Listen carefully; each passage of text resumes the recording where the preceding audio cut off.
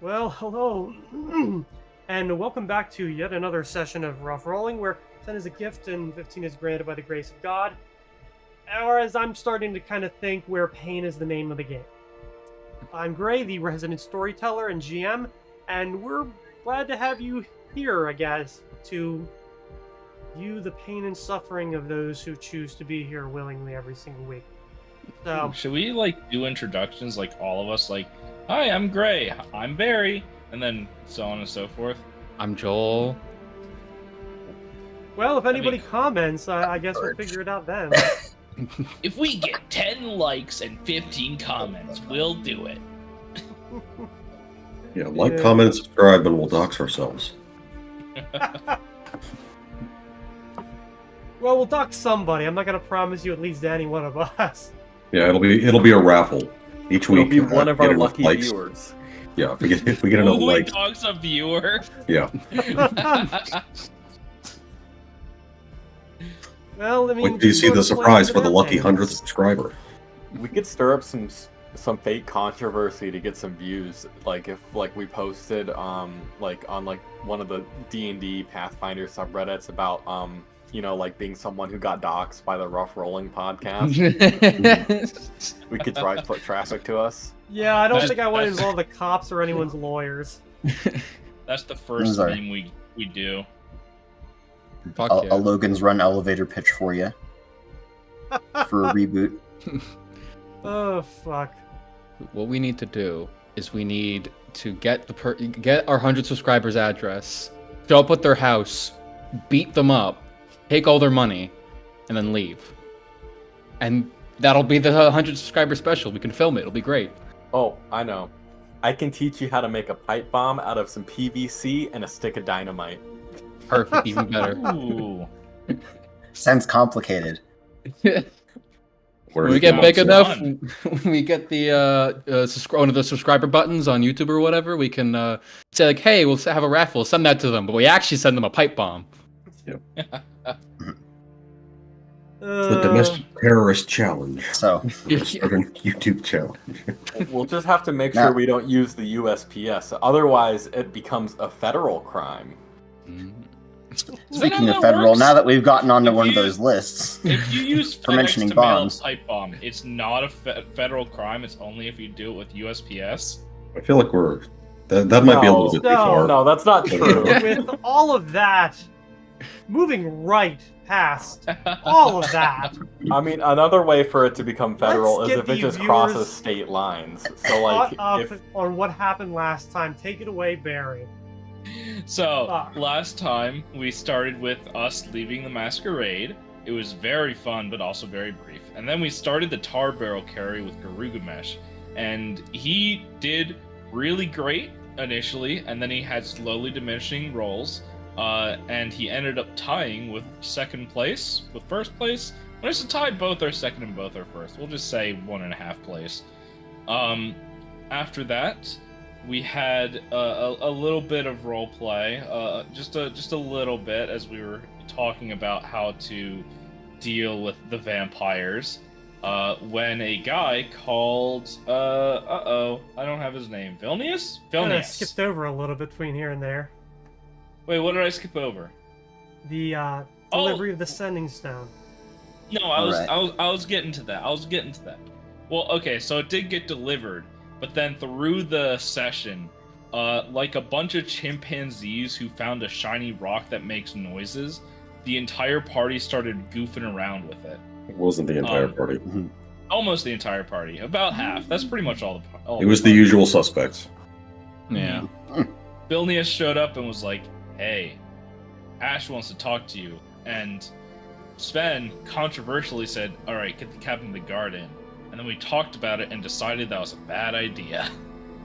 So we went to go talk with Ash, and we essentially were like, "Hey, we want to kill these vampires. It's time." And he's like, "Bad idea to do that right now, but I have a quest for you. If you do this, then we'll be able to kill the vampires." So he basically laid down a cool quest for us where we're gonna ambush not a caravan, why am I drawing a blank on the name? To coach. coach. We're gonna ambush a coach on its way out of the city, and the coach is inbound and presumably going to be going to the vampire's estate. And on the way out is probably going to have some incriminating evidence, which will mean that we're probably going to be allowed to kill the vampires and have backup. And I think we pretty much ended the session there. Out of session, we determined that Garugamesh had really bad IBS. Yeah, Sounds I think all- important. yeah. We- Honestly, I'm really sorry that I missed that. I mean, maybe if we didn't spend so much time role-playing last session, we would have gotten to it. Honestly, Yep. I kind of am with you there. I Yeah. really don't like when we role play in our D&D game. It's Yeah, I important really wish we backstory just stuff. wouldn't talk. Yep. Can we just really- stare at numbers right. for a while today, Gray? I mean, Do if that we're on going your into own combat, Yeah, we stare at numbers and then talk about how we're shitting ourselves in the night. That's what D&D is for. Exactly. well, that's why it's a fantasy game. Oh my god. Is it? Is that why? Okay, so you have just finished speaking with Ash, going over the plan, or well, what qualifies as one, with. I think at this point, yes, you have agreed that you're going to try and hit the coach on the way outside of, by the time they leave town, which I believe Ash told you that he believed it wouldn't be tonight, it would be the following day sometime, but he would let you know when he had more information, when his own informants come in. So, you guys are, I guess, summarily pushed out or leave of your own accord out into the Narrows. What is the plan for you guys today? Because you're pretty open until the feast begins tonight at the Freehold. Ben wants to do a lot of retraining. He still needs to do a lot of retraining. All right. Oh yeah, has enough time passed that Sasha would be able to have retrained her feet? Or does it... Weren't you tracking that? Because I wasn't. Oh boy, I think enough time has passed. I think it's been like 6 days now, yeah? I think so too. Since Sure. Barry was the one tracking it. If that's all she was doing, Yeah. you would Most have to likely. you'd have to take the time off for the time we were in the gauntlet. But that really wasn't too much. Same with the arena. Most likely because she wasn't, out drinking, partying, going to the library, and otherwise doing things that players do. Instead, she spent most of the days with you. So, yeah. Okay. Because I was training off her weapon finesse because since she got her power increase, I forget what it's called, but essentially animal companions at a certain level, either 4th level or 7th level, they gain a power increase. They basically get bigger. And now her dexterity is lower than her strength, so weapon finesse is a useless feat on her. Right. Well, anyone else? I was gonna go buy some components and like holy water and stuff like that. Start giving Etwer the things of holy water. Mm-hmm. Because we hadn't gotten into it too much because I haven't been exactly carrying around a bunch of it, but it's like a gallon each or something, so it's incredibly heavy. But I need it to do that ice weapon, so...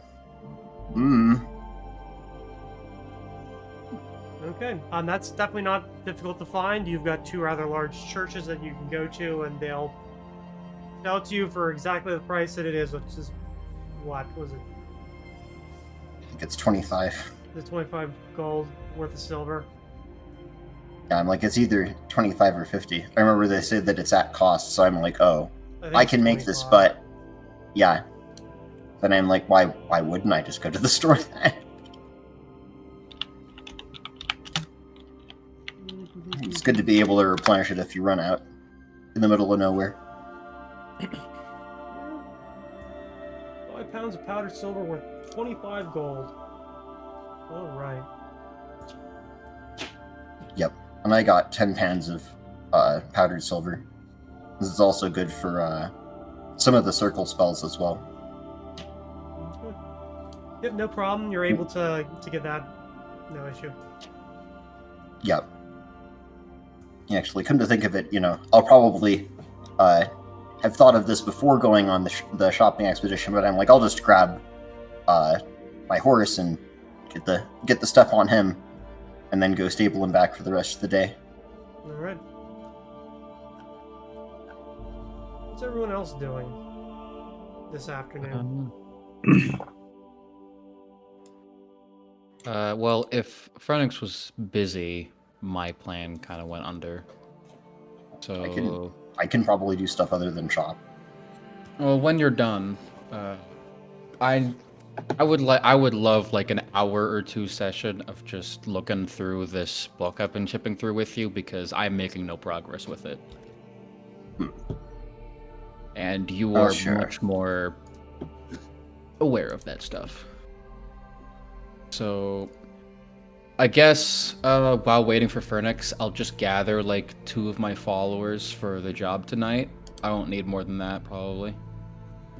And then I'll just sit in the tavern and wait for Phoenix, and whenever we get together, I'll show them through the guide to instruction manual of enhanced conjuration and illusion, and yeah, see if that helps at all. All right. So then I'll presumably come back from all that and just sit down and be like, all right, let's see what this tiny book has to offer. Hand it over to you. It's all yours, pal.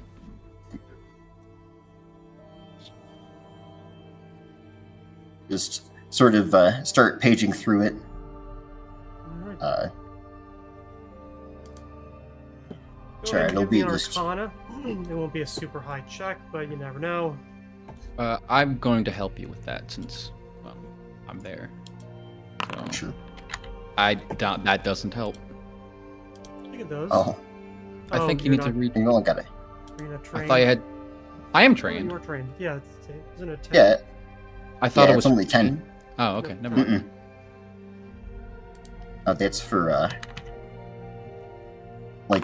that's the basic DC to know something, which I almost rolled under. Shit. Almost. With that your brings plus to 2. 19. Yeah. So, the book, at least to your eyes on a first glance, gives information related to not necessarily basic conjuration and illusion magic, but mid-range and up, using it for rather unique or perhaps not entirely straightforward methods. Some are used for entertainment purposes, others are used for confidence, tricks, and manipulation. There is a decent amount of it that is primarily telling people how to use these to more or less con money out of people, or to trick others, or to use them as a way to deceive during combat. That's at least what you get from a skim through it. Perhaps that's because your eyes are drawn to where things have been underlined or crossed out or highlighted. Probably not by Daxius, most likely by the person who owned it before him. You see, those underlining marks aren't me. I'm the one that does the circles. Okay. Let's see.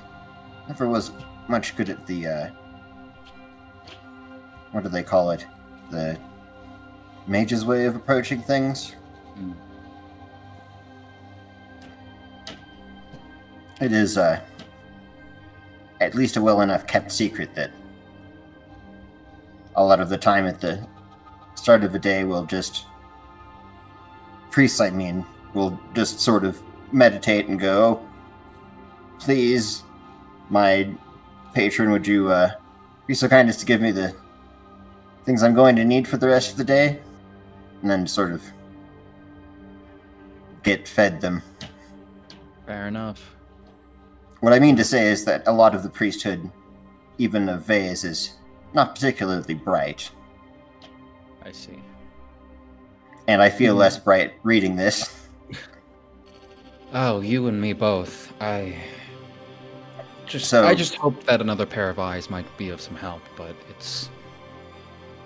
it's more the middle part that's got me. Where specifically? That I open up to the last page I'm on. Around here, it sort of ties a lot of the fundamentals together, but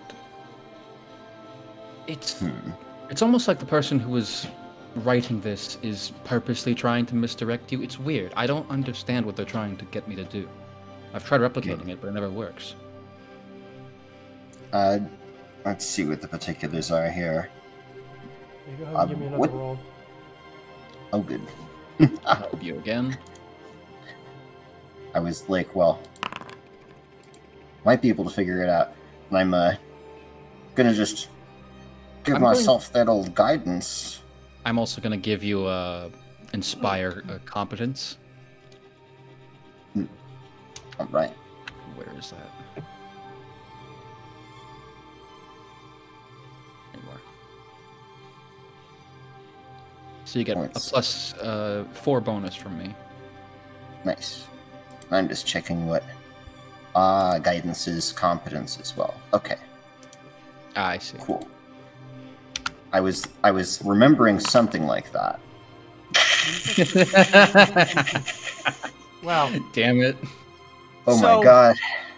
As it gets to the middle of the book, you are at least familiar with some of the spells that it begins to discuss. Things like Illusory Crowd or Cloak of Shadows. Things that are not necessarily like things you don't recognize, but they're used in ways that you don't really like think of. Using them to manipulate somebody who's hiding into believing that there's a larger crowd of people waiting to kill them. Or using the Cloak of Shadows to hide in certain corners in order to evade the guards. But near the end of this section, it begins to actually transition into things which are illusions, technically, but maybe to your mind you don't think of them as illusions. Things like entering people's dreams, giving them nightmares, manipulating them in a way that's a little less tangible. There's actually a decent amount of it that's on the... I don't want to call it the plane of dreams, because technically dreams are not their own planes, but they are their own demi-planes, sort of. They technically exist as a plane which individuals can access. It's how certain mages are able to enter other people's dreams in order to, in the same way that the Sending Stone sends messages, to actually deliver messages via other people's dreams. Or to influence them or harm them through their dreams. Right. I'll try and explain that. Well, it's talking about dream planes and sort of illusory hold over the mind rather than through enchantment. It would be a bit different than a charm if you were to hop into someone's consciousness while they were asleep. I believe there was something like a spell that could be used to assassinate people through sheer fear. It gives them a cardiac arrest. Jesus. Yes. I want to be on the receiving end of that. Oh, that would be one thing that would be possible. Or you could send them something particularly bad as, without even delving into their consciousness. So, that's most of what it's going over here. It's certainly more advanced magic than I've seen worked. Although, with some of this, thankfully, I really would rather not see people die in such an unfortunate way, but... Yeah, well, people die to much more horrible things all the time in our line of work. I cast Mend Butthole. Oh God. That would be a horrible one too. Well, This has been helpful. Hmm. But if I'm able to crack this eventually, it might provide us some more avenues towards our approaches to situations. I hope, anyways. Well, I suppose. What were you thinking more precisely? I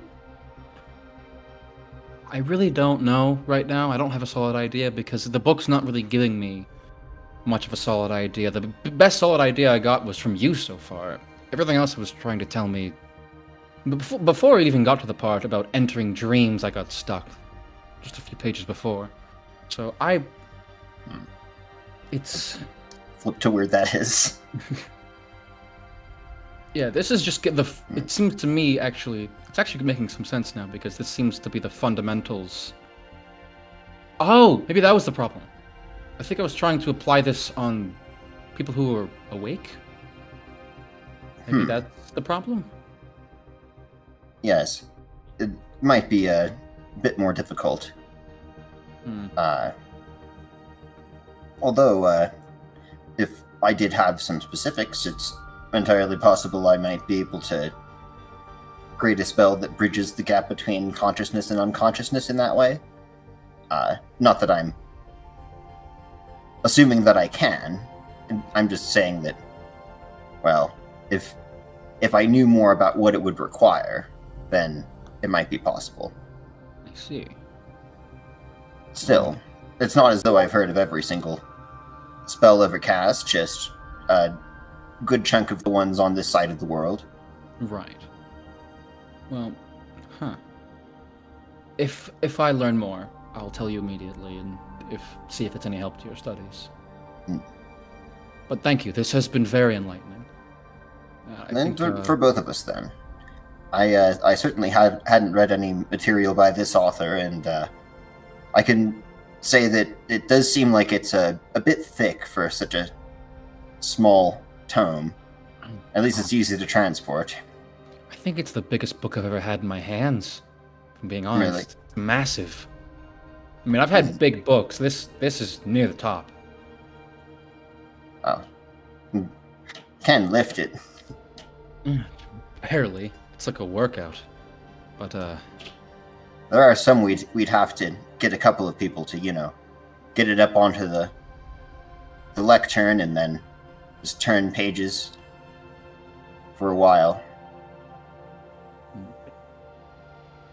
Well, if you're not doing anything else for the rest of your day, I'd at least to the whole shebang. I'd appreciate the company at the very least. Certainly. Maybe something will come to us in the meantime. Mayhaps. And, Until I then, suppose- well, coffee. Oh God, yes, please. Mhm. And I suppose for the rest until the party, we sit there and look over the book together. Okay. What about everyone else? What is going on between when you leave the Narrows and the beginning of the feast? I've got some light shopping to do, but I don't know that it'd be particularly interesting, so anybody else is welcome to go first. Just, I would like you to go, but I've got a question for Gray. What time is it now, and what time is the dinner starting? Presently a little afternoon. The dinner, well, technically the party begins at 5. Dinner isn't served until about 6.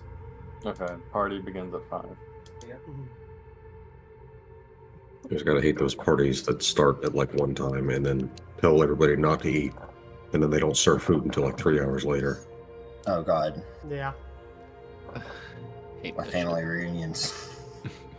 Yeah, I've been to so And then- many of those parties, dude. Yeah, me too. I I definitely leave my basement more than once every 3 weeks.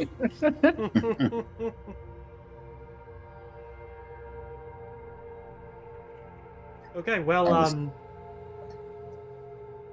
what It's shopping like I think the do we have to do?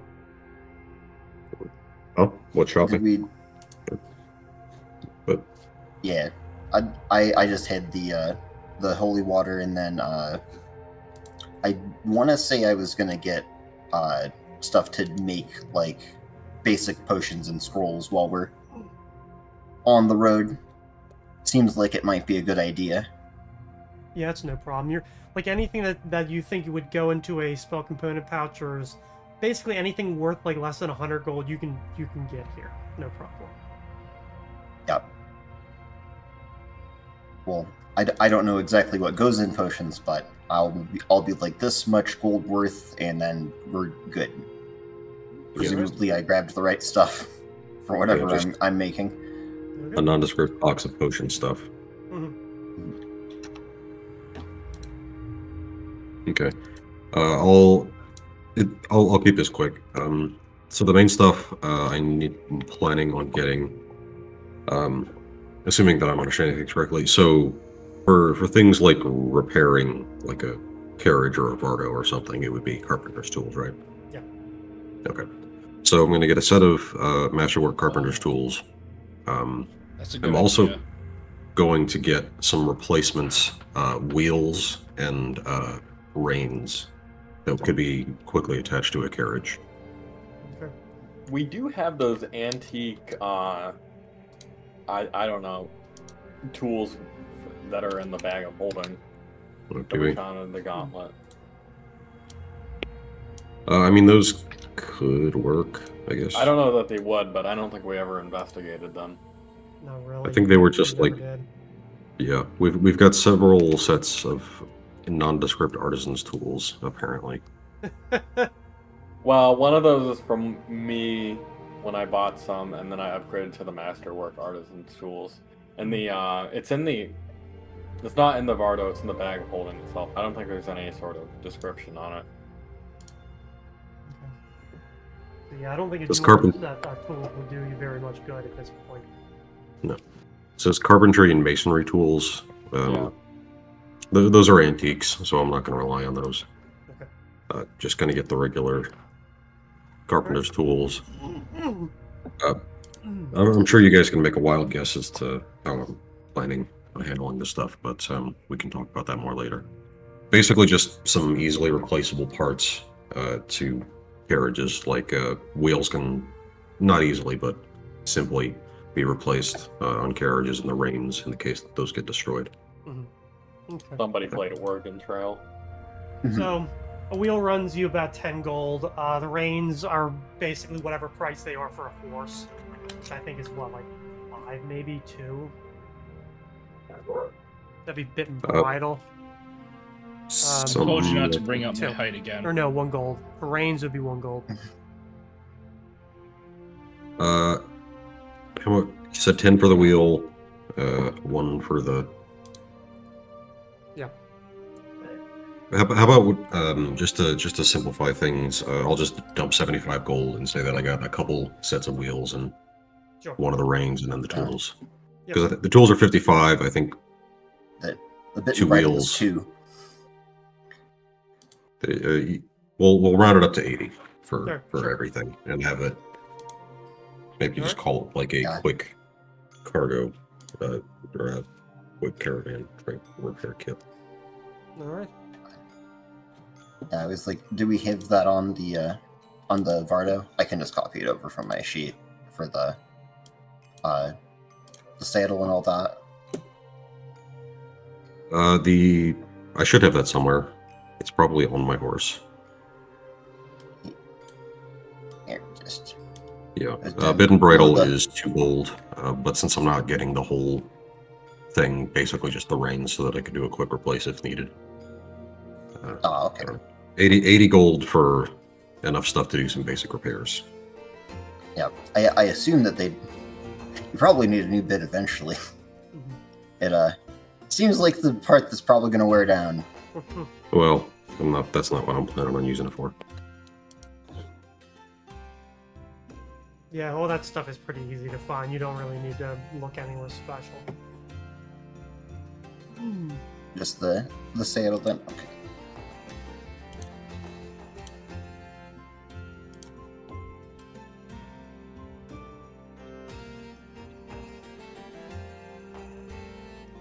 right. I also have some stuff to talk to Fernix about potentially, but that might be for planning later. Daxius would also need to be Fair there. enough. He needs to be able to know where he is. Yeah, I'll just send Etur out to do all the shopping. Like, Yeah, that's a later conversation. You can worry about that.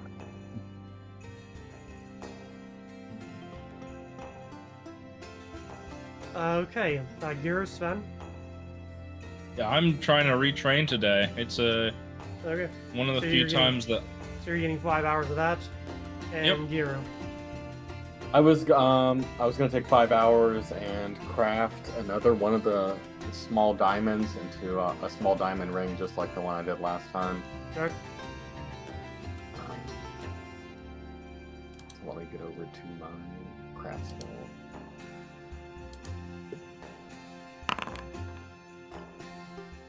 Okay. I think technically that passes. Let me I look at the believe it does crafting pass, rules. yeah. Just barely. Let's see. The DC of 15. Meeting the DC adds 25% value. Okay. That's 25%, yeah. Yeah.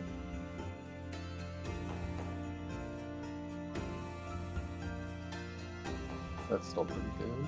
And I'm doing that up until we have to be at dinner. Or the meal or the banquet. Alright. Whatever we're doing. one of those things is the correct word. Right. Well, time Well, passes.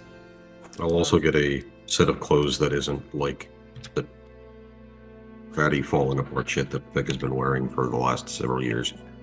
Oh, That'd yes, probably I be a would good like to- idea. Garugamesh does look pretty good with his hair, with his haircut and his nobleman's clothes. So I think we're looking pretty spiffy going into the dinner. Alright, Ben wants to keep his trademark outfit. okay. It's kind of his thing. definitely not as dressed up as the masquerade ball. So Alright. just taking the sipping jacket and making that the main thing. Etur keeps the bow tie though. Alright. So. Eventually, I figure all of you end up back at the chapter house or the Lion and Lady, wherever you're doing your sitting around reading, studying, conversation, and so on. About 5 o'clock, do you guys just go straight up? Sure. Yeah. Sven, I would like. Oh, I was just gonna say Sven does clean himself up after retraining. Good I idea. don't know what that entails, but yeah, he's trying to. I guess we'll just say that he's finishing his Iron Will training up, even though we said that was some other time, or he already finished that. But it's, we'll say thematically he's getting himself cleaned up because whatever, it looks nicer. Sure. I would like to talk to Garugamesh for a second before we go. Oh yeah. This kind of sounds like Project Zomboid music in the background. Am I the only one who hears that? Yeah, it does, kind of. So it's the big day for us, huh? Day of our Seems that reckoning. way. Time to pay the piper, so to speak. Indeed. I'm thinking. I have two of my followers with me, actually. If you remember them, probably not. Othis and Ugark. Sorry, no. Ugark and Princess, not Othis. Because I'm gonna be right back. Just Can't assume, out much. just assume Sven's not here right now. I remember a princess, but the other one, Trans half orc. I meant their class, not their gender identity. Oh, Also, you know, fighter and monk. Okay. They're you. not going to be joining us for the big to do. Mm-hmm. They're going to be here for if shit goes wrong and we need eyes off of us. Princess is very good at making a scene. I agree. So, if shit goes wrong, they both have message scrolls as well, so they can be eyes and ears. If we need them. I've got an idea. You could cause a really big scene if you got. I can't cause a scene. No. I need to be the one with doing the scroll because No, I'm. I meant you can instruct a scene to happen by getting your other follower to propose to Princess. I feel like she would flip out. Princess would definitely flip out. That's for sure. I mean, not even in like a good or bad way. I couldn't predict her behavior, but that's kind of that's kind of the point. No, she would absolutely flip everything in that room in celebration. Absolutely. If we need a distraction. Yes, indeed, which is why I'm bringing her. But hopefully it doesn't come to that. I'd really like it not to, but, you can't be too careful. I'll probably... I'm thinking for myself, I think I'm going to disguise myself as a servant.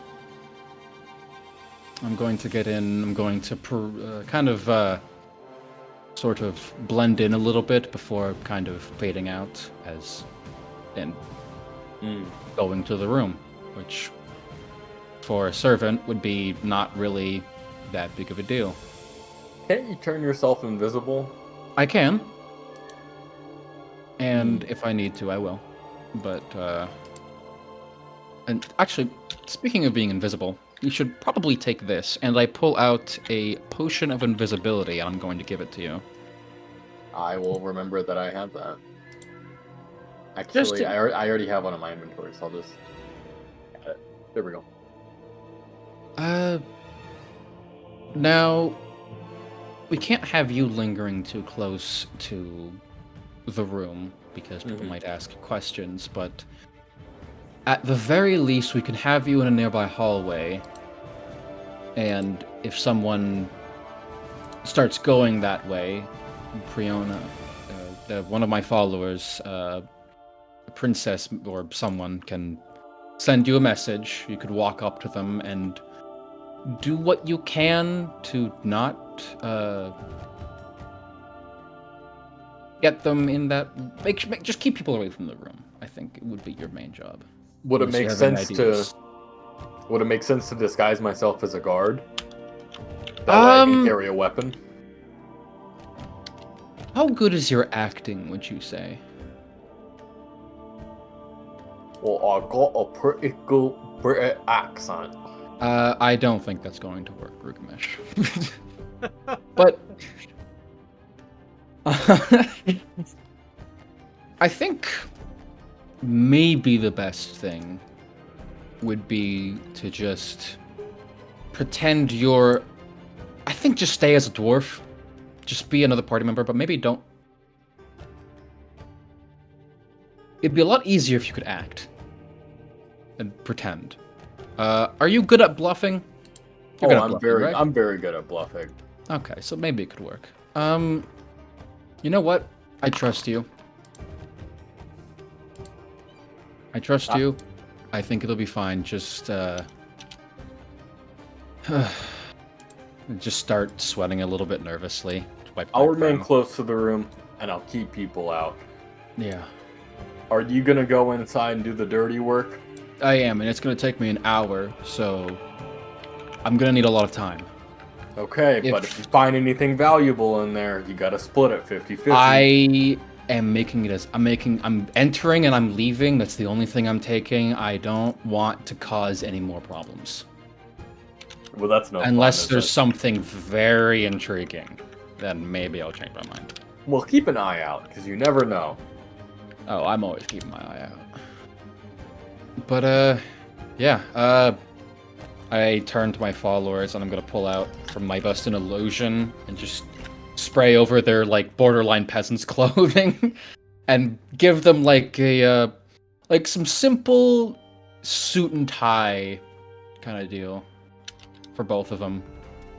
Well, period equivalent, so double breasted jagger shirt and decent breeches and a belt. So they pass it as like townies. Okay. I'm just gonna stare at Princess. Don't go overboard this time.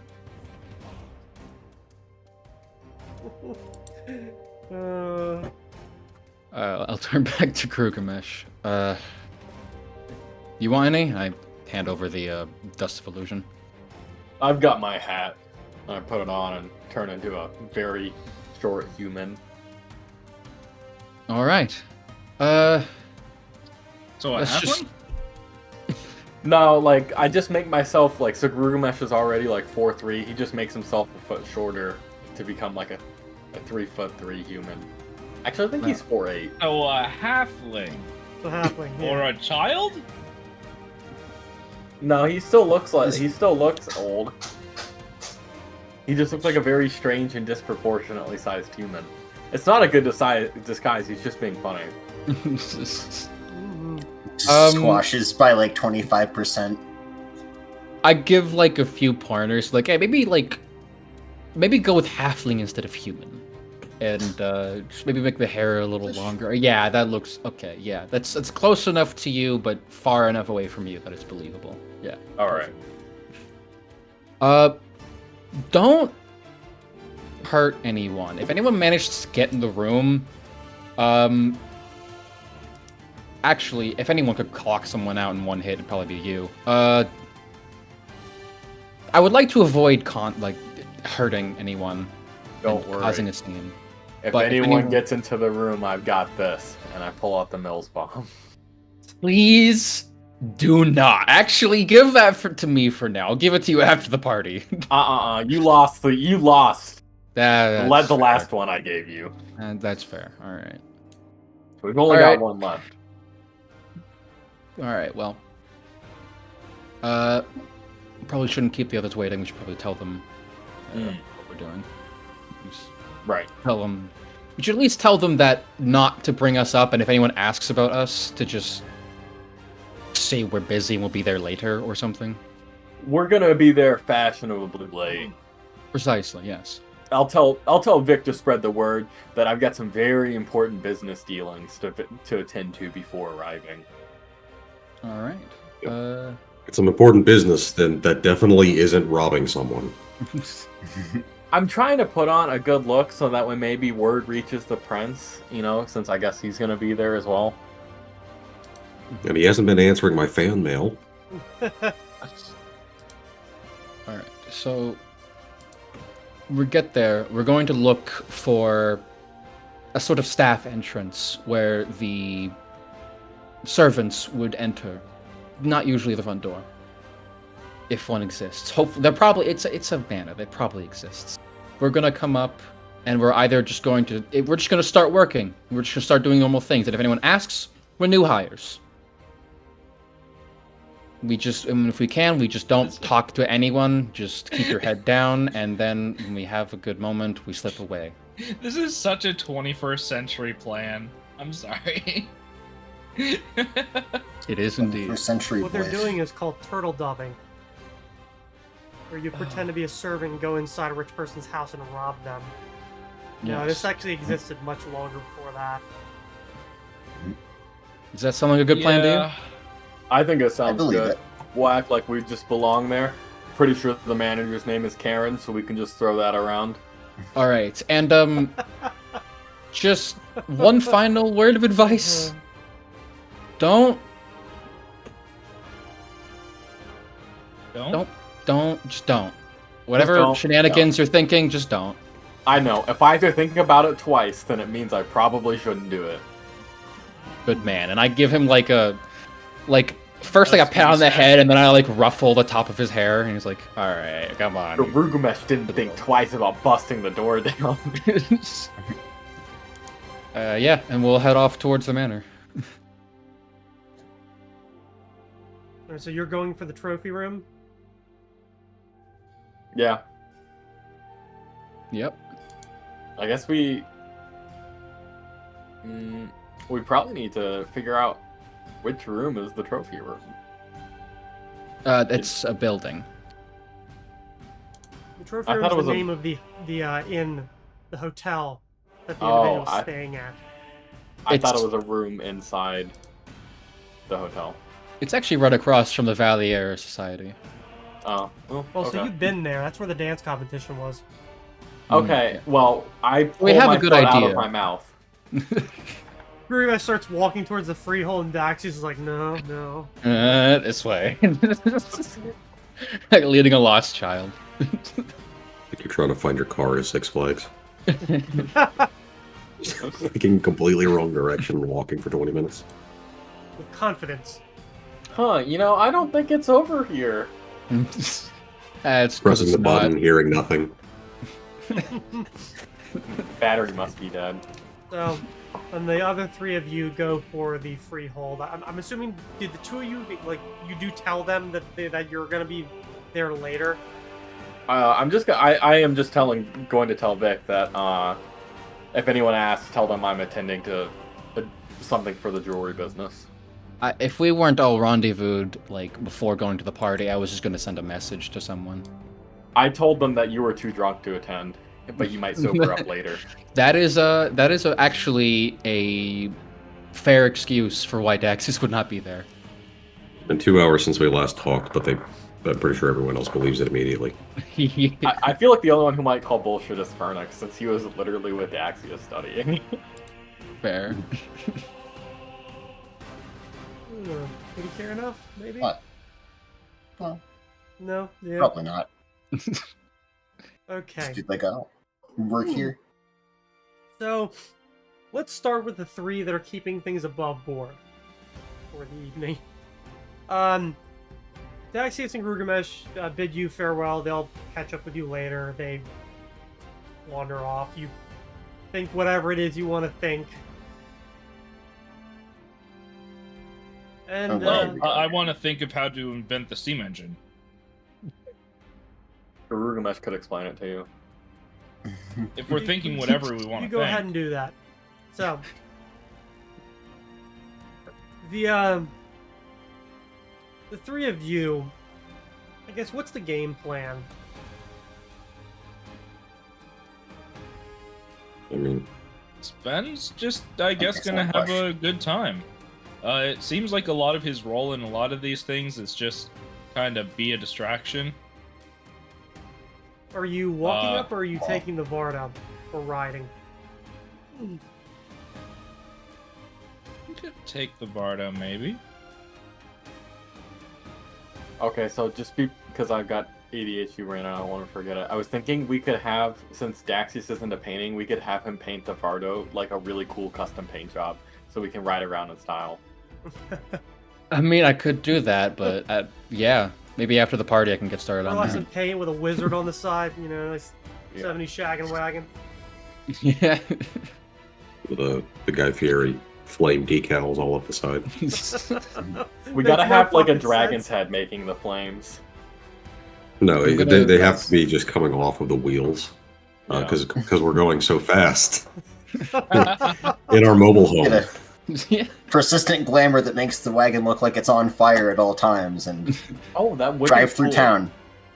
If we just Yeah. had some sort of glamour spell that we could just like alter whenever. But if we get one of the major illusions, you could get real heat coming off of it, Ooh. smoke. Or just get some like Really flame convincing. retardant paint and actually light it on fire. Yeah, I could just make it so we could just light it on fire at all times, you know. This cannot end poorly. Keep us warm at especially- night. Not All of our valuables especially when we inside. go- especially as we take it through the forest paths. Yeah. Will it ruin our anonymity? Yes. But will we be stylish? Also, Fuck yes. yeah. Hell yeah. Teach a man to fish and fish for the rest of his life. Light a man on fire and be warm for the rest of his life. What? I believe man and fish can coexist peacefully. You have that on a hat. Amazing. Yeah. So, Anyways. I would like to know about the people that we're supposed to go and, we're supposed to capture them, right? We're not just murdering them?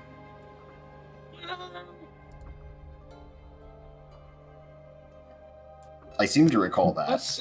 We need to capture at let's- least one. I think we're waiting on a little bit more context from Ash before we actually make any solid plans. Okay, good. We're talking about that. I'm like, you're not murdering anyone at the freehold. Please, God, please don't do that, Yeah. please.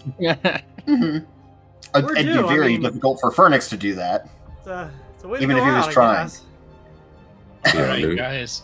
New plan. For no reason, we're gonna pivot. We're gonna kill the prince. Oh, I want to be there for that. Sounds like a well thought out plan. Yeah. Yeah. We've spent a So- lot of time thinking about it. I just meant, they're supposed to be at the party, right? I was gonna No. see if I could figure out. Oh no! I thought he was. No, So there's a No, concurrent I'm- party happening I'm- somewhere else. I'm just being a pain. But ignore me. So, No, I think. Moving on. you guys, attach your horses to the Vardo and make your way up. You're definitely not the only coach that's going up that way. There are other people moving around. You're going through the front gates and find a place to put up your Vardo alongside a string of a shitload of other, mostly much nicer, brogues and, coops and chromes and things like that. Isn't the Vardo like the size of like an RV? It's pretty No. big. No? I thought it was pretty big. It's Mhm. big, but it's like, think like Concord, like stagecoach.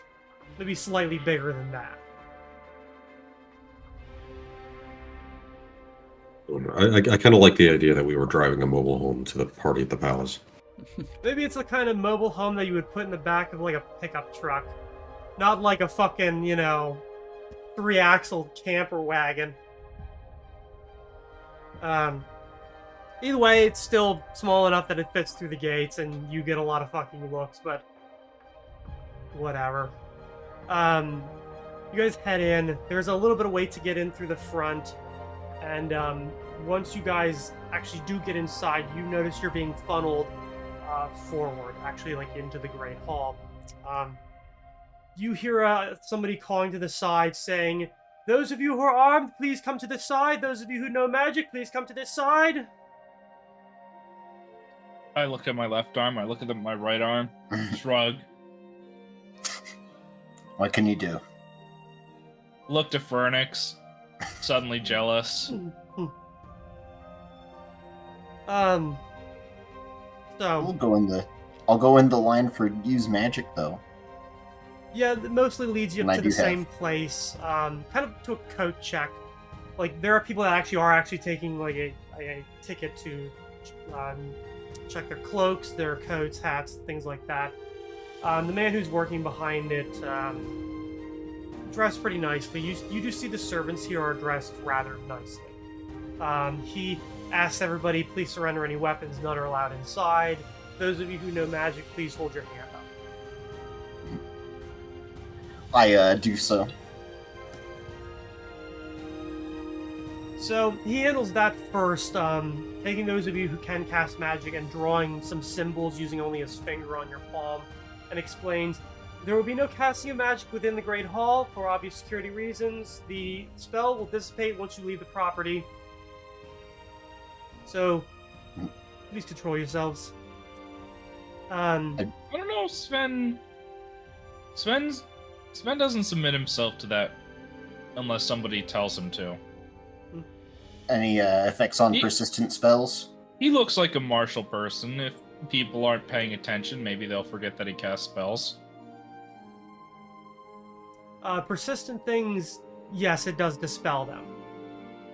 Well, Is it just effects that are like on a person or on items as well? Just on a person, so you won't be able to cast anything. It won't stop like effects that are on an item, but they assume that like dangerous shit you don't bring in.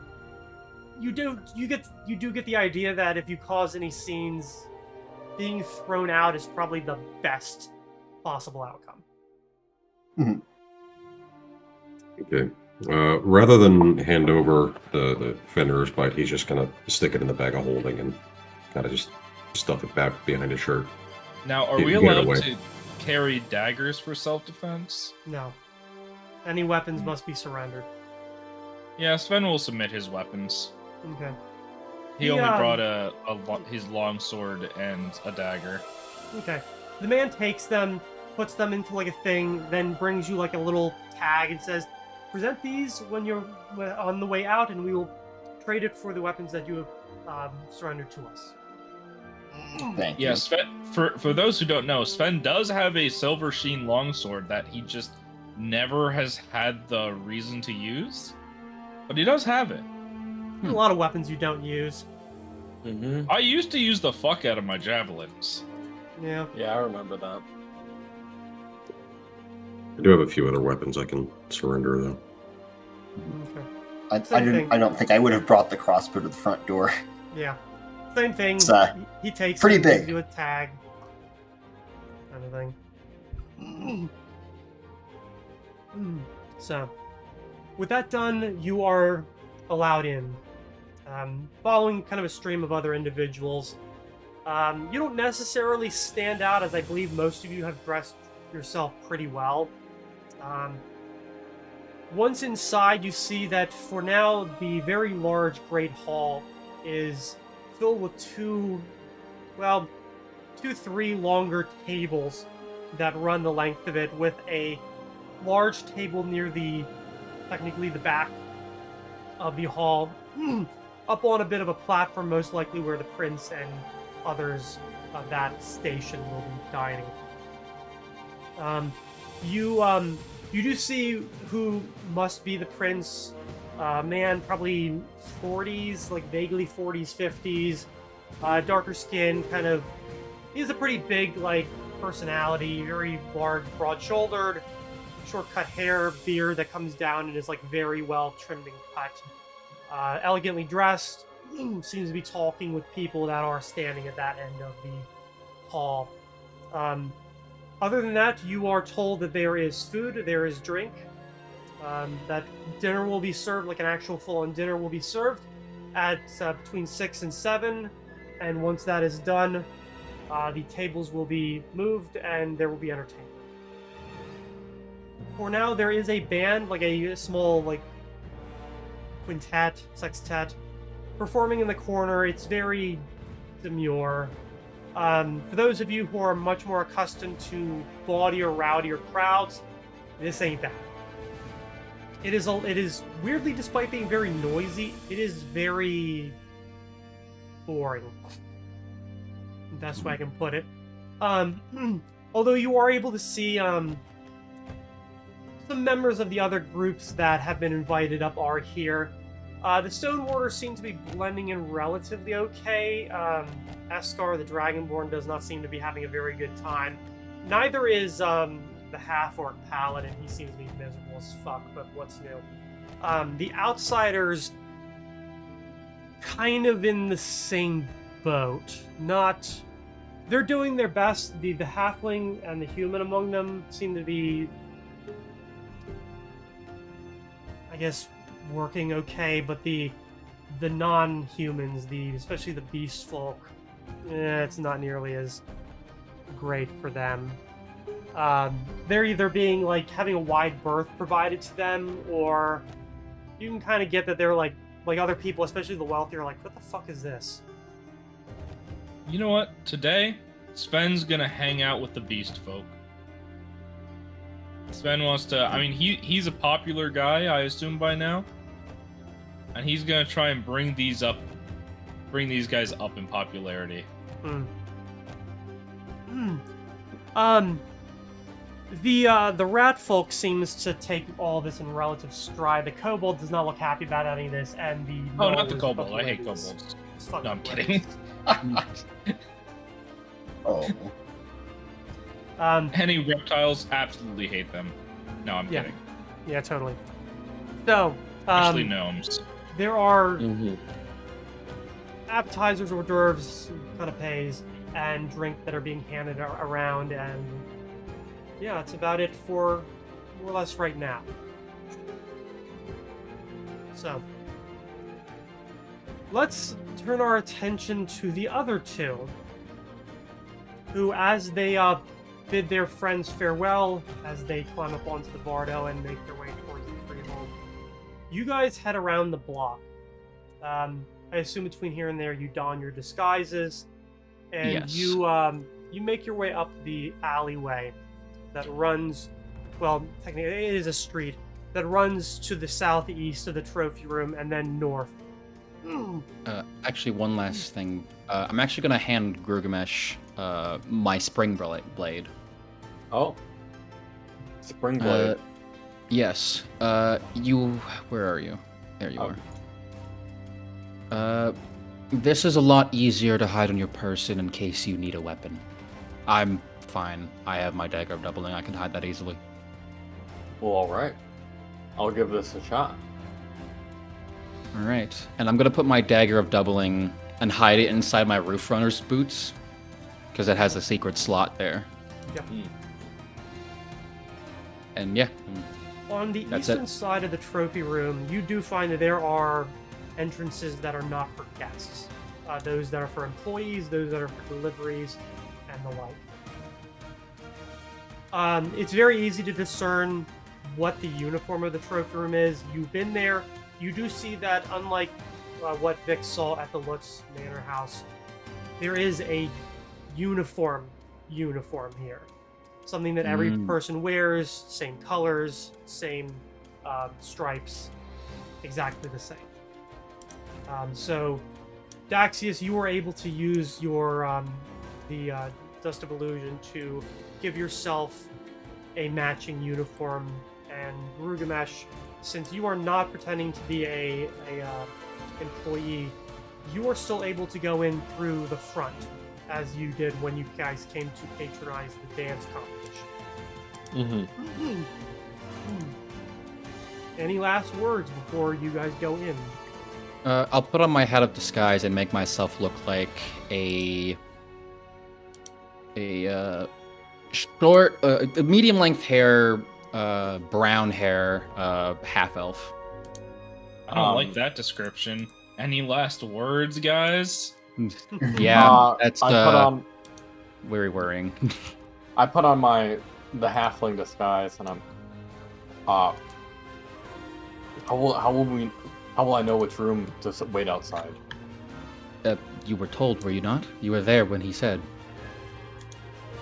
Remind me of the details. It's 318. 318. Okay. Can I check how many floors there are in this building? 17. There appear to be 3. Perhaps Okay, there might so- be like an attic where maybe there's servants that, or like other housing quarters for employees, but there are. So you know how room numbers work, right? Please tell me you at least know that. Kind of. It'll be on the 3rd floor, most likely. Okay. But it's possible that it won't be. I don't know. Sometimes rich people like to do weird things. But it'll probably be on the 3rd floor, if I had to guess. I like to imagine that dwarves have an opposite system where since they dig down, the numbers increase the further down you go. So Gurgamesh just gets confused. I mean, maybe. Well, good thing Daxius explained it to me. Well, any final words before we go? We probably shouldn't converse with each other after we enter. I don't know you and you don't know me, but I'm gonna make sure that everything gets done the way it needs to get done. Good man. Give you like a tap on the shoulder. All right, mission begins now. Good luck, soldier. I head for the entrance. Okay. I head for the back door, and I will just nonchalantly, just casually walk up. Someone's moving something, I'll help move it and just start pick something up, and I'll just go inside with it. So, your compatriots, your cohorts, Mhm. where are they? Are they just staying outside, keeping an eye on the actual street?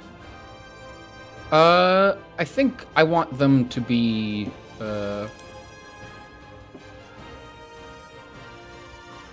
shit, maybe I should have brought 3. It's too late, I already said so. I'll have one be outside watching the street, yeah. And then I'll have the half-orc go inside and keep a watch on the inside. Okay. I'm assuming that you dress them so that they at least don't stand Yes, out. I gave them the dust of illusion and stuff to make them look nicer. All right, cool. So, you go in. The area that you immediately enter into looks primarily like just hallways that go back towards storage rooms and a kitchen scullery. You do hear a lot of noise that comes from the kitchen, and there are people moving in and out. Somebody walks past you from coming behind you, going towards the front, and just sort of just moves around you, doesn't even look at you, just keeps fucking moving. Yep, just let them pass. Yeah, at least for now, nobody seems to notice. Just to blend in before doing anything, I'm gonna take 10 minutes and just do normal work. You find yourself shunted back into the scullery, moving heavy shit. Because people don't recognize you, they think that you're new fry, so they're giving you all the miserablest shit possible. No one asks, by the way, no one asks you your name. No one. Thank God. The regular people do not seem to care at all. Yeah. You are a face to That them. tracks. Yeah, I just keep my head down and do some work for a little bit. Alright. Rugamesh, you come in through the front. It is definitely busier in here. There are people that are carting luggage up for the people who stay here, the actual patrons. There are cleaning staff that you see moving around. It's a well-adorned place. You've been in here. It's high-value woods. Everything's shined to perfection. A lot of brass and bronze decorations, scrolling. Generally brand new looking wallpaper with very intricate floral patterns. There is expensive crystal, lead crystal lighting, most likely magical in nature. It is beautiful. This is the ritziest of the Ritz.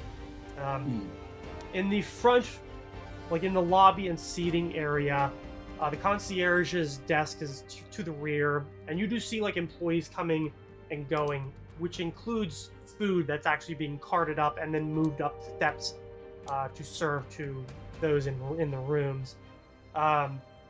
There are a set of large staircases which wind their way up onto the second floor and then double back around to go up to the third. So basically, when you stand at the center on top of a very expensive-looking Kadashi rug, you're able to look pretty much all the way to the ceiling on the third floor. Wow. There's a lot of artwork. There's a lot of expensive porcelain urns and vases. There are sculptures, and you do hear music being played from the entertainment room. Basically the same ballroom / bar / restaurant that you guys were in for the dance competition. What do you do? Because you're gonna be there for a little while. You don't notice Daxius. I'm gonna... There wouldn't happen to be any lounges or anything on the, I'm gonna go up to the third floor and see if there are any lounges up there, or any sort of seating, but I'm gonna roll a stealth before I go up there. Sure, you're able to go upstairs. Nobody really paid, because you're dressed well enough, extremely well enough, that no one looks at you. You are what is expected of the patrons that... So you're able to go up the stairs, and I'm assuming that your clothes translated over, or you try to mimic them when you use the hat of disguise to appear like a hat. There is a scant amount of seating on both the second and third floor, kind of in the same area. And when you pass the second floor and when you go up to the third, you do see there is a single hallway which runs back. Well, technically off to your left, running the length of the building and then bending out of sight. You are able to hear sounds of people moving up the hallways, and while there is some seating here, it definitely seems like a kind of place where people are taking a small rest rather than this is a place that somebody would sit and read or something for a very long time. So, I think you can sit there for a while and not really be noticed. I want to find room.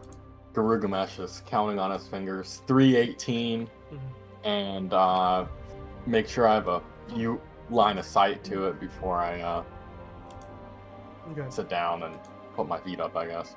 So, you go back, and it's basically it's even odd as it goes back, and they are numbered. Very small, but they are actually numbered. You get to 12 before the hallway banks out of sight and goes back. And the hallway continues back a little more, kind of going towards the direction that Daxius went in through the building. And it ends, you get to the back of the hallway at 320 on one side, 319 the other. And then ahead of you appears to be more or less a water closet, a commode. And even in this era, while the amenities for a hotel would be much nicer here than for somebody of a lower class, having a private bathroom is not... You might get that perhaps in Port Azar, but that's a city of 250,000, and this is a city of 20,000. So where you would sit, you can't get like a direct view, but there's only one way you can come in and go out. Right. So I'm just gonna, kind of turn the chair that direction and, look kind of low to see people coming and keep an earshot out for people coming the other way behind me. Alright. I'm assuming that you leave his cohort. Oh yeah, no, I'm not breaking them. You go upstairs and basically that's the last you see of them.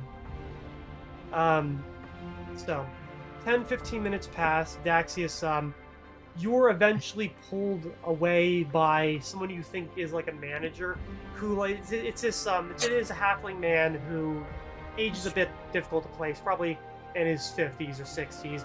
Kind of like, you come here. What's your name? Don't answer. I don't care. Please come. I come. You have an order you have to deliver up at room 222. Once you're done with that, make sure that there are absolutely no customers who need to have luggage taken upstairs. Once you are done with that, we have a few deliveries that are being made before the festivities tonight. We will need some hands in order to move that inside and to catalog it. And he just like looks really fucking stressed for a moment and then goes, okay. Repeat back to me what I just told you. There's an order that needs to be taken up to You're fired. bring out a notepad and pen. I'm sorry, I haven't had my smoke break yet. It's I'll take out like a quill. It is 222. 222. Okay. We will have the food available for you here in covered trays. Don't drop it. Yes, sir.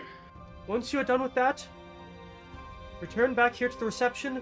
Make sure there are no customers waiting to have their luggage moved upstairs. If there are, tend to it. If not, return here, and we will get you back into the scullery until these deliveries arrive. I'm assuming that you can handle that.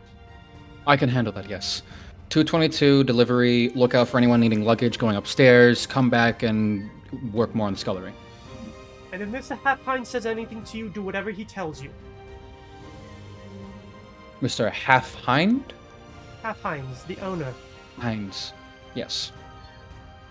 Gotcha. Alright. I'll be on that right away. Sir. See to it, thank you. And he just turns and like goes off and starts yelling at somebody else to like move something, clean this, get your ass in gear, so on and so. At the front in the kitchen, you are handed a pretty large serving. It is weirdly heavy, despite what it is. The cook who hands it to you just tells you, "It's for heavy, go drop it." Yes, sir. He hands it to you and immediately turns away. Alright. Do I have to make I'm not gonna ask unless you want me to, but I'll take the trays in my hand and balance them as best I can. Yeah, it is a bit heavy, but it's not like it's not like you're trying to balance like bowling balls on like a flat surface and keep them from moving. Okay. You get outside of the kitchen into the hallway. You do have to do like a little bit of like this and that to get around both employees coming this way, going that way, and then once you get into the reception, making your way through people that are coming and going, as well as bellboys taking luggage to and fro. The steps are pretty wide, thank God. This is an era where runners and risers are not standardized, so be lucky that the runners are pretty fucking wide and the risers are pretty fucking wide. So you're able to get up the stairs. It takes a little bit of time. There's a couple times when people like give you really wide berth or like get a little close and you get like a little bit of like, oh shit. But you get up to the second floor. Just like I described to Garugamesh on the third floor, the layout here is exactly the same, although thankfully, or excuse me, as I said, the doors actually do go deeper down into the hallway. Okay. A few couples pass you going the other way, and you're able to get to the door without any problem.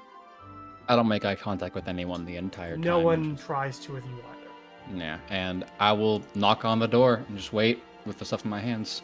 Sure. Delivery! You hear like somebody say something inside, and then you hear footsteps, door opens, and there's a heavy set, like human man. I don't want to say like this heavy set for this era would probably be relatively like on the not fat side for an American. So European heavy set. So Right. Do I recognize the man, like, even, like, a little bit? give me a knowledge local. Sure, I can bomb that. Yeah. The face seems kind of familiar. You're not sure where you can place it. Perhaps you might have seen him while you were here during the dance competition. Maybe he was another performer. Maybe he was. It's hard to tell. And he's not dressed in extremely nice clothes. He's not like buck naked or anything like that. But he is in like the period accurate underclothes. So like an undershirt, like those thinner breeches that go down to his feet, that kind of thing. And he says, "Oh, thank you, please," and just brings you in. He just gestures for you to set it down. I place it all out very neatly and kind of just start opening up the plates for display and start going, here we have a rabbit stew, as you ordered. He's like, yes, very good, very good. And he like he reaches like to where his pocket would be, realizes he isn't wearing like a jacket, and then turns around, goes to the end table, and like he gives you like 4 coppers and says, "Yeah, for your tip." You are far too kind, sir. Yes, I am. Thank you. Now, please go. Thank you. I will swiftly make my way out without another word. He Shut the door closes behind the door, and you hear somebody inside say, "Is that the food?" "Yes, that was the food." Like, it just kind of dies off. me. I look down at the copper. What You're a rich. fucking insult. Yeah. I'm just going to... I'll just pocket it in a loose pocket for now, where nothing else is, and before actually heading up, I am actually going to go downstairs and look for anyone who'd need... Did I see anyone actually, when I was going upstairs in the first place, who needed luggage moved at all? No, they seem to be pretty well taken care of. You do see your cohorts sort of like lingering around. One is like in the bar area. Another one is sitting. That's the monk who seems to be reading something pretty light. He blends in pretty okay. Okay. Waving and saying, "Hey, Daxi!" Yeah. Blowing the cover immediately. That would be Princess. Princess would do that shit. Oh yeah, that's why I left Princess outside. Yeah. Princess would do that shit. These two are at least bright enough to not do that. I will. Do I? Or I going just straight up wouldn't be a good idea.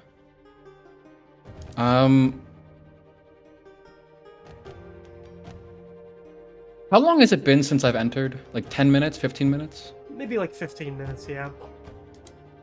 Okay. While I'm gonna wait on the second floor and wait for someone to like wait for the hallway to be empty. Mhm. And I want to send a message to Garugamesh and just say, I need a little more time. If I was to leave now, they would know right away that something's wrong. I need to ingratiate myself just a few minutes more. If you can wait. That's how we lost Daxius. From that point on, he just committed to the role. Yeah.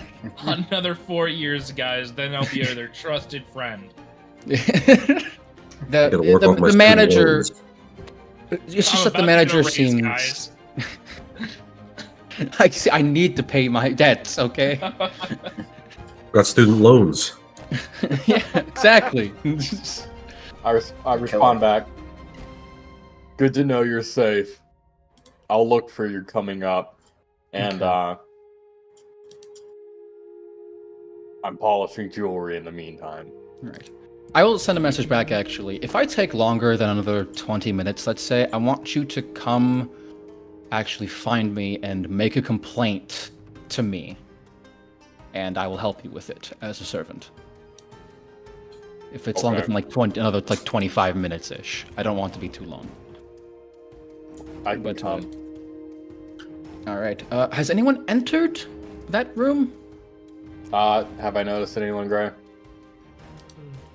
No. You've seen some people like exit the hallway, but you haven't seen anybody like go back that is obviously like having things like they're checking in. Mm-hmm. Okay. Alright, thank you. And I am going to head back.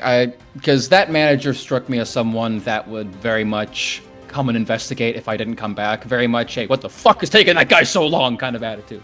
Yeah. So I just want to make that guy happy in the short term. So I'll come back and just say everything's taken care of, and I'll go right back to the scullery. Okay. Yeah.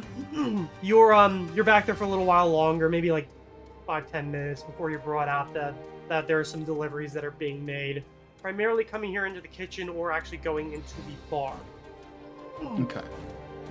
The ones that are going back there are primarily liquor in crates. Okay. You're not the only person that's pulled away to do this. It's like you and like 4 or 5 other people. Of course, I'll take like a crate of liquor and take it up to whatever room it's needed in, and after that, I'll decide that's good enough, and I'll head up to the 3rd floor. Okay.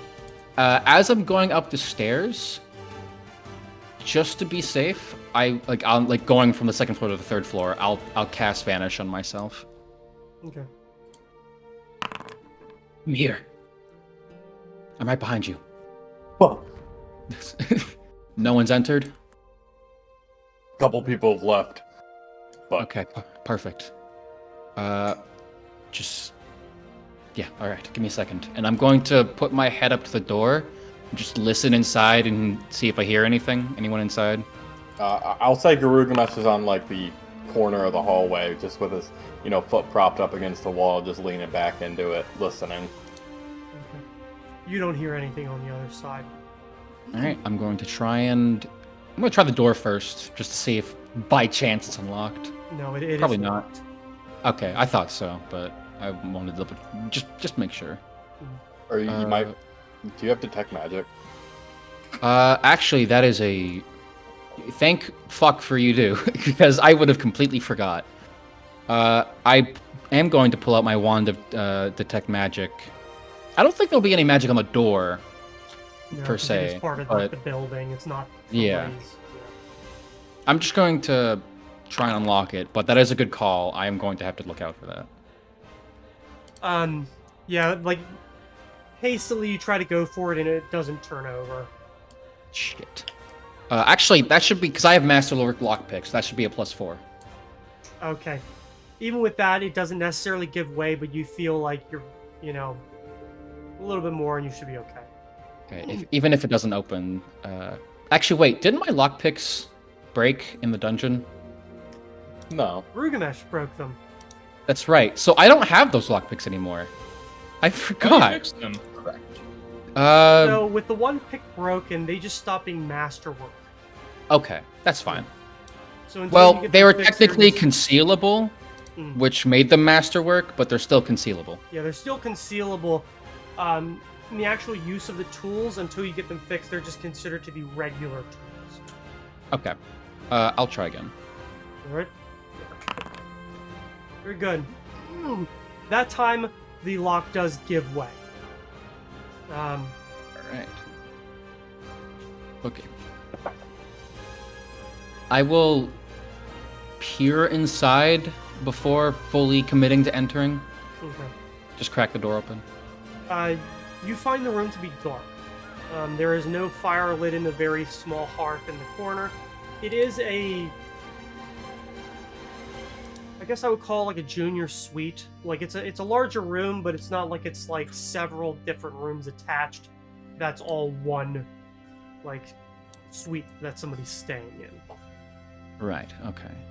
I'm just going to take off like a piece of my clothing that's under the illusion.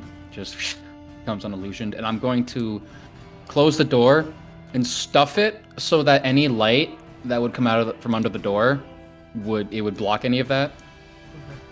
And then I'm going to cast dancing lights just so I can see better inside the room. So, all right. So, this is what you find within the room. As a junior suite, the room that you are in presently is sort of like a small sitting area. There's a hearth up against the one wall with a flue that most likely goes into a centralized like unit. There's a table, a couch, a sitting chair. There's a small bookshelf. And then at your back and to the left, there is a single door which is open, leading into most likely the bed. The room is well acquainted. Well appointed. It is very well decorated. There is a single window in this room, but it is covered with whatever qualifies as a period-accurate blackout curtain. Okay. Just first thing I do before I take another step in here, I'm going to use the wand of detect magic, which I have to do a spell. Actually, no, I know that it's my spell list, so it just happens automatically. Okay. You definitely do detect that there are things that are magical, not necessarily in this room, but within the radius of that spell. I need to look at the details of this because I never used detect magic. Doesn't it? I thought detect magic made the magic items glow. Ah, thank you. It can. It can, yeah. Round 1, you just get if there's magic or not, and then round 2, I think, is the another detail, and then another detail on round 3. It might be the number, and then you get the fine stuff. Yeah. Round 1 is just whether or not there's items. Second round is the number of items and how strong they are. And 3 is the actual strength and location of the items. Yeah, I'll wait all 3 rounds just to be safe. Okay. I would like to know, especially about the second one, the number and how the aura of the most powerful one. So, you do basically you only detect 2 magical items, at least as you're standing there. One of which, both of them are of relatively similar strengths. Let me just make sure about that. Like faint, moderate, strong. Both Probably of them not are moderate. Moderate, okay. One falls into the School of Evocation, the other one into the School of Conjuration.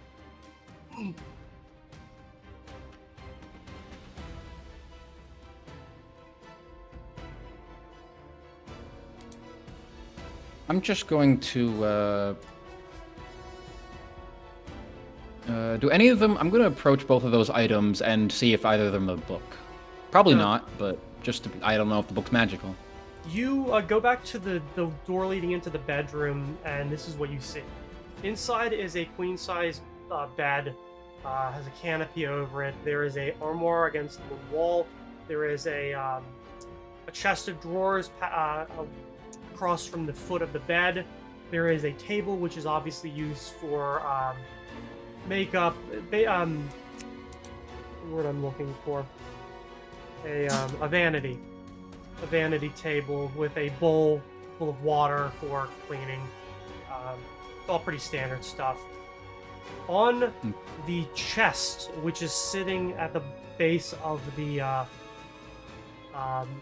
bed, there are several sets of like luggage. One of which is one of the sets of magic. It is actually the entire bed. Yeah. The second one Steal the bed. Is on the chest of drawers itself. It is a kind of like a necklace looking thing that has a pretty, maybe about yay size piece of smoothed ironstone sitting into it. Ooh. Take it. Maybe actually steal the bed. Take it. I would Take it. love to steal that, but Don't. I really shouldn't. Lance Take takes out it a on knife his and eyes. take the ion stone. Oh yeah, that's basically not the same thing at all. That's yeah, totally. They won't notice that. And that can't end catastrophically. Especially because it No. seems familiar. The build The build? seems familiar. Huh. Roll an int check, see where you recognize it from. Am I You allowed were to do conceived that? on. I feel like your character would be bright enough to know this because you were just given one for free. Right. Okay. I thought it was said it was attached to a necklace. Mhm. Ascending stone on a. Okay, interesting. It is not glowing, Okay. so it has no magic. Oh, to pick it up and just say howdy and put it back down. That would be amazing. I'm gonna get a closer look at that bag and see. I'm not gonna touch it, but I want to investigate it and see if I can ascertain the nature of its enchantment. Okay. It's Like I a said, spell it is conjuration. It is the entire bag. It looks like kind of the way it's designed. It's designed in the same way that like a doctor's bag would. So wide, narrow, with like a top that you'd open, like a maw. Okay. It is not the only bag, box, luggage piece that is sitting here. It's just the only one that is glowing. And now that Right, you let's- move to the yeah. end of the bed, you do see on the end table on the other side of the bed against the wall is what appears to be like I want to call it like a personal bag that is open. You can kind of see some things within, including the spines of books. Oh, if I could see spines of books, I'll quickly sift through and see if I can find the one matching the description I'm looking for. So, the book that you were given by Ash, I think I described it as being leather bound, not thick, but maybe like, It is also metal hinged and it has like a solid lock on it. You find within there one which matches the same kind of build. Okay. It's not magical? No. Okay. Also, just as a side thing, I don't know if it'll be important at all. Probably not, but just as a reminder, I do have a +4 bonus to see through any illusions. Mhm. I don't know. I just in case it matters. But yeah, I will. If that's, I'm just going, since it doesn't have any enchantments on it. I'm just going to sift through it and just kind of confirm for myself that it's the one I'm looking for. It is locked. It is locked. Yeah, it is locked. I will search for traps on this lock. Alright. I think he... okay. Nothing apparent. You don't feel anything like, because you have detect magic up, you don't sense any kind of magical auras off of it. Okay. Just being safe. And I'll Hey, try and would it? open Would it? Oh, never mind. Too late. Oh, shit.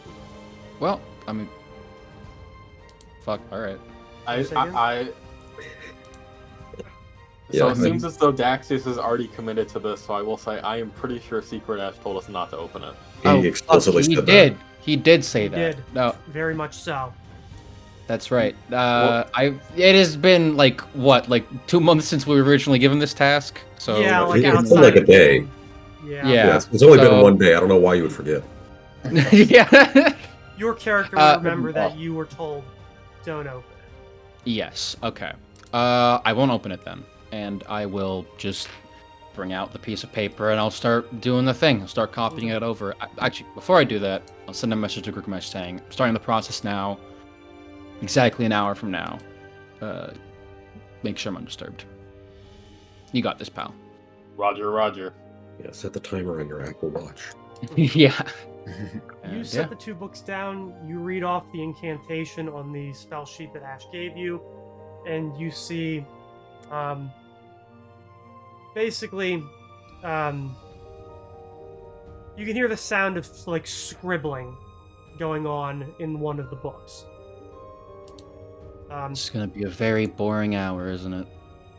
Garugamesh is over there counting up to, 60 minutes in his head. 1 Mississippi, 2 Mississippi, 3 Mississippi, 4 Mississippi. Where was That's I about again? 5:45. Okay. Also, give me a perception. Who? You.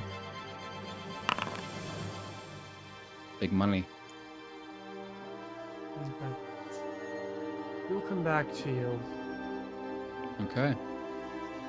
So, we're coming up on about 6 o'clock. Those of you who are up at the Freehold, what do you do with the time beforehand? Or do you need more information? Well, what are our options? I actually did have something I wanted to do. So I'm trying to, by ingratiating myself with the beast folk, I'm trying to get dirt on the nobles in this city. I feel like they would have some real grievances. The people who have no relationship to the rich folk probably have less information than the other rich folk. Nah, but they have real grievances.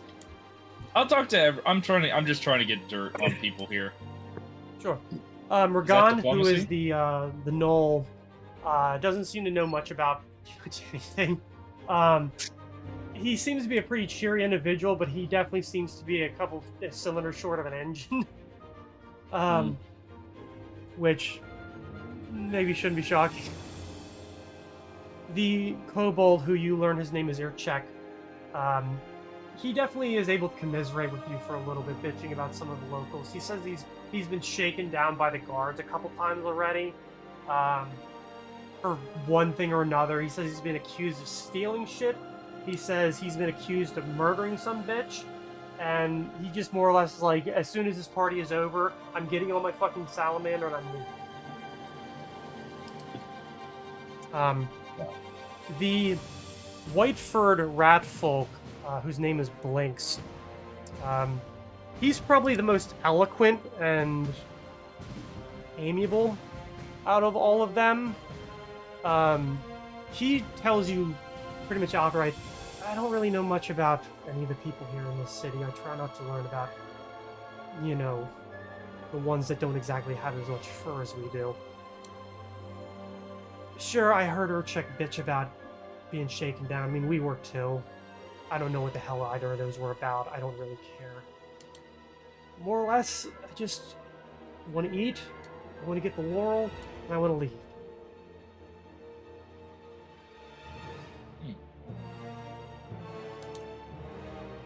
So why are you here then?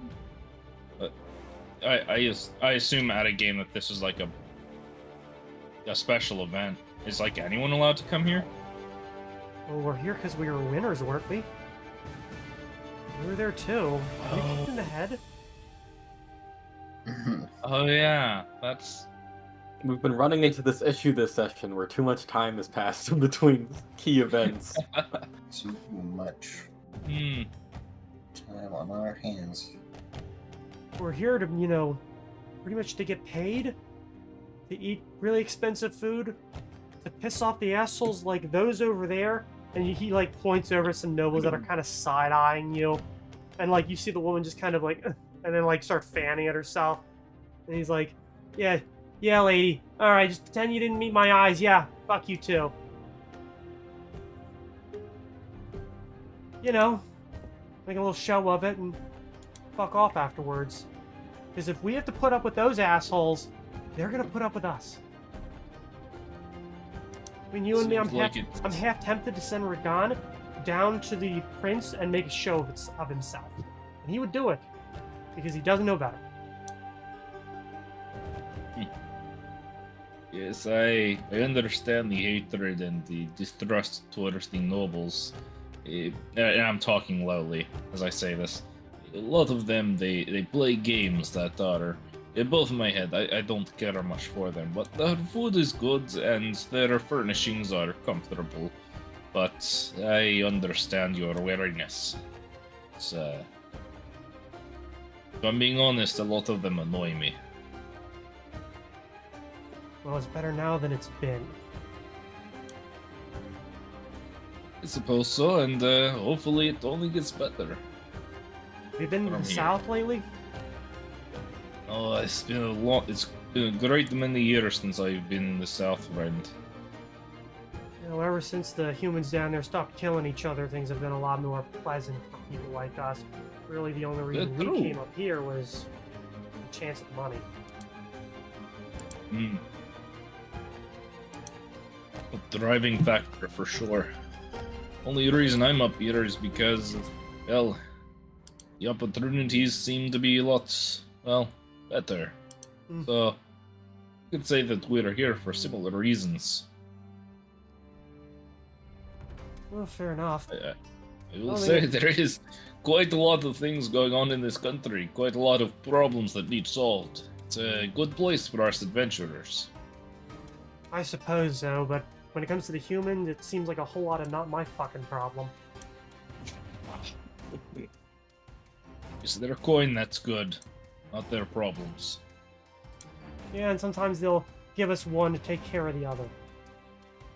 But as soon as we're done, or then the dirt's gone, suddenly they don't want to see us anymore. And his eyes kind of move around. You're able to see like other officials that work here. You do recognize the Chancellor speaking with the prince here and there, and then kind of moving on. And he says, "I always fucking hated wizards like them. They always think like they just own the whole fucking world." Yeah, I'm mostly shooting the shit with him, not saying too much of really importance or substance, just kind of like ingratiating myself and, you know, talking, honestly, mostly small talk. Yeah. Like, oh yeah, I hate these guys too, oh, I'm here for money, weather has been weird, that kind of stuff. Yeah, like I said, you do learn that he hasn't been with any of his own like caravans in a very long time. Hasn't been in the Underdark in a pretty long time as well. Doesn't like it down there. Quite a lot of ratful liking that. Aircheck kind of butts in to voice his own complaints. Oh wait, hold on, he's been to the Underdark? Yeah, he's ratful. Ooh, hold on. I might actually pivot and start asking him about that. Which it probably seems natural for Sven to, because he's never really met somebody who has stories from the Underdark. And I think there's, like, not just curiosity because the person who's coming in is from the Underdark, but genuine, like, oh, that's actually something that really interests me. Tell me about it. So he tells you that, he grew up with a colony of other ratfolk kind of moving around. They kind of keep to themselves because it's dangerous as fuck. And he says he pulls down his like shirt and shows like the marks on his neck and says, "You know what those are from? What? Collar. Drow. Oh. They like putting them on the people that they like to call their own little property, so that even if we were to kick the bucket between, you know, now and then, we still end up serving them for some other fucking purpose, even in death. Our souls can't cross over into the afterlife." Oh, it's that kind of collar. Yeah. I've heard and seen these collars before. The people who I used to travel with, we went through some of their lands before, and it is quite a gruesome fate. Yeah, well, I don't know who exactly invented them, if it was humans that gave it to the drow, or the drow that took it from humans. I don't fucking care. Whatever the humans made, the drow perfected. The Underdark's a dangerous place. It's a place where really the only the strongest among you are even going to possibly survive. Because if it isn't one of the monsters, the rock trolls, or something like that kills you. It'll be some dwerger that come along with poles that have spiked hooks on the end that wrap around your neck or your waist or leg. And then suddenly you're forced into working for some drow house as they try to kill each other in their sleep. No, this might come off as a strange question to ask, but do you know of any weaknesses that drow have, in case we come across one? I mean, if you're talking about physical stuff, man, I don't know. If you're talking about, challenge them. They're stupid enough and they're honorable enough that they won't turn it down. Of course, that's, assuming that they have others to look on. Challenge one in private, and he'll just shoot you. With the drow, a lot of it's appearance. It's what it's always been. Appearance. They're pretty, I'll give them that. And they smile real big. And that's when they show you their teeth. Pray you don't run into any. Seem like a nasty kind of folk. He pauses. GM, I would like to roll some kind of intelligence check to see if we can maybe bring this guy in on the plan, if that's a good idea, because he might really hate Drow and be up for this. I don't know if Sure, roll me an intelligence check. Okay, because I as a player, I'm not sure if that's such a good idea, but it could be. It could be fun. Based on the way he's dressed, which is relatively nice, the way he has held himself, the way he speaks, you definitely get that he is a brighter individual. You haven't run into too many rat folk in the past, and those that you have run into have been pretty baser. Kind of like the gnoll that's presently chowing down on at least 3 meals worth of hors d'oeuvres right off of the tray. Yeah.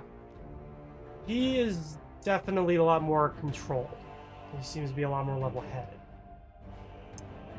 You also get the idea that he would definitely go in for something if it meant taking revenge on somebody he hates.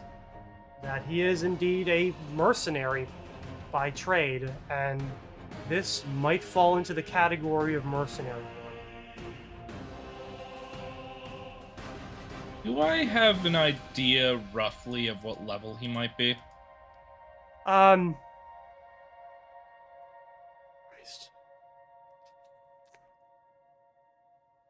Roll me a d20. And also give me a perception. He's level 11, guys. Okay, hold on. Perception. Wow. So he is dressed in his armor, which is extremely well kept. Even from here, So- you're able to tell that it is mithril. It is also made specifically for him. It wasn't made and then just repurposed into something for a creature his size. He isn't armed, obviously, because no one in here is or isn't supposed to be. But you remember him having at least 2 or 3 weapons, primarily blades, in the arena. Okay. Based on that D10, you're thinking he's at least your level. Okay. He might be... Okay. Sven thinks on it and says, "Say, would you mind meeting me after this party at the tavern?" At a game, I forget the name of the tavern. I don't know why. The Lion and Lady? Escape. Yeah, the Lion. Would you perhaps join me for a drink in the Lion and Lady? He looks like he's been drinking out of a champagne flute. I also want to as I say that, I'm trying to give the look of this isn't just a friendly invitation. There might be business to it. Bedroom. Bedroom-wise. Yeah, I'm giving So- him bedroom eyes. That's like he kind of looks up and down you and says, "Yeah, I don't usually go in for cat and mouse, but I don't know, maybe it's been No, a I'm real not fucking giving long him time." bedroom eyes, Gray. No, even before you mentioned that was gonna be my response. Oh. He does mention, he's like, "I've never seen catfolk as big as you." Fuck. Finn's pretty big. Yes, it's a rare genetic condition. You know how some humans can be as short as halflings. Some Fuck is a catfolk can genetic be. condition? It's something you're born with. Oh, It's the same way, except the other direction. You see, it's how some humans can be as short as halflings. Also, some can be, well, not as tall as giants, but as tall as me. It's actually not the best thing. I have to duck through every opening. I have back pain occasionally. It's not the best thing, but it is nice. You know, the ladies seem to like it, and well, I won't lie. That's got me.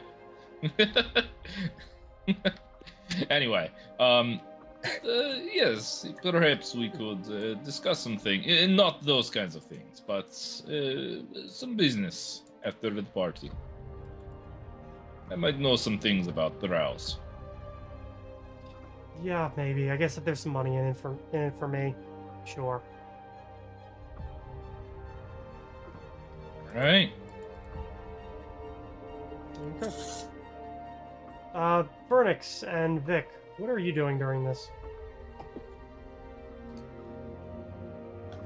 I was trying to find out about associates of the Countess. Give me Probably not. It's not super subtly, but you know. Guess that would also fall into knowledge local.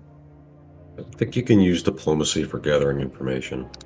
Yes, One of but I'm trying my damnedest not to. Because it'll be a terrible roll that'll eat a D4 hours of my time. Well, I'm just trying to get someone to tell me and be like, who is it that heard there'd be someone interesting coming in? yeah, give me a knowledge local, and because it wouldn't be like hours of your time, literally everyone's in one room. Okay. So, no Just going 'cause door I'm to like- door. I'm like, oh, I remember that gather information check. Mm-hmm. It was just, oh, just if you happen to know of anyone like that.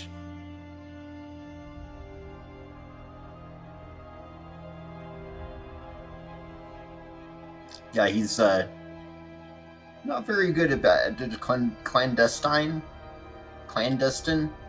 however you say it. Go ahead and give me knowledge local. Operations. I have no such knowledge. Oof.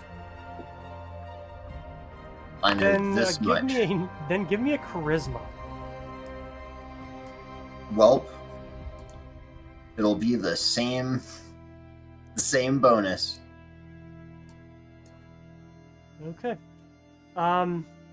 That's actually not bad. Okay. So, That one is though. well, it was one or the other, and you already rolled the one, so that one actually wasn't bad. You get a kind of an idea that most of the noble houses here in town maybe not have like relations with them, but they seem to have dealings with them. You also get an idea that like nobody seems to know much about like what other people are doing with that. There's ones that are like, oh, this family has like land claims with them, or this family has business plans, but then you'll go and talk to somebody and they'll be like, no, they don't. Like these people over here, it's very much a like, who the fuck knows what. Oh yes, pardon my confusion, as I continue to take this in all like wide-eyed. But if any of the rest of the party is there, like giving them a look on occasion, like, oh god, what I'm hearing. Yeah. And you also, interesting. Quite funny that I'm hearing so many different tales from just about everybody.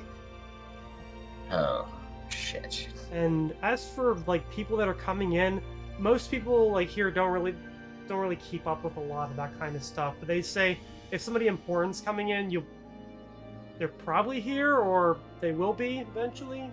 They don't really know. Not much to say about that. Yeah. I'll try and see if I can, in some amount of free time, like scribble down something and then have Etor take over the rough notation of that to the other two. Okay.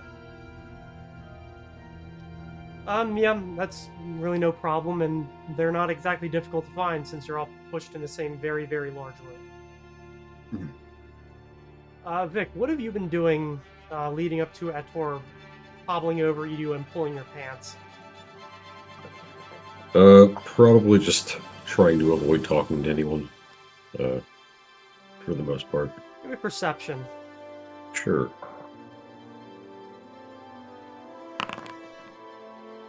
Okay. Nearing 6 o'clock, which is probably about when Vernix sends Etor over with a note, you actually do see Talia show up with a woman walking with her, an elven woman, speaking with one another. You also see, so you do recognize some other faces in here. Like I said, you've seen Julian Unger, you've seen the Prince. You do see Captain Jaeger speaking with a couple other people on the other side. And as Talia enters, he looks up and starts kind of working his way over to them. You also actually see Ash as well, dressed very nicely and playing nice. You do recognize a couple other noble faces here in the town, or here in the room, whether they're those you've seen here in the Freehold or about town. It seems like this is the place to be. So, just as you watch Captain Jaeger walking around the far side, you feel the tug at your trouser leg. Looks strange. Yeah. I assume you have something going. He holds up the paper like stretch sideways.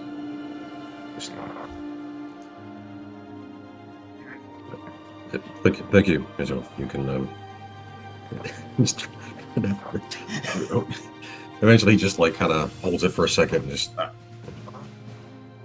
thank you. This is good to know. Thank you, Angel. And just kind of pats him on the shoulder.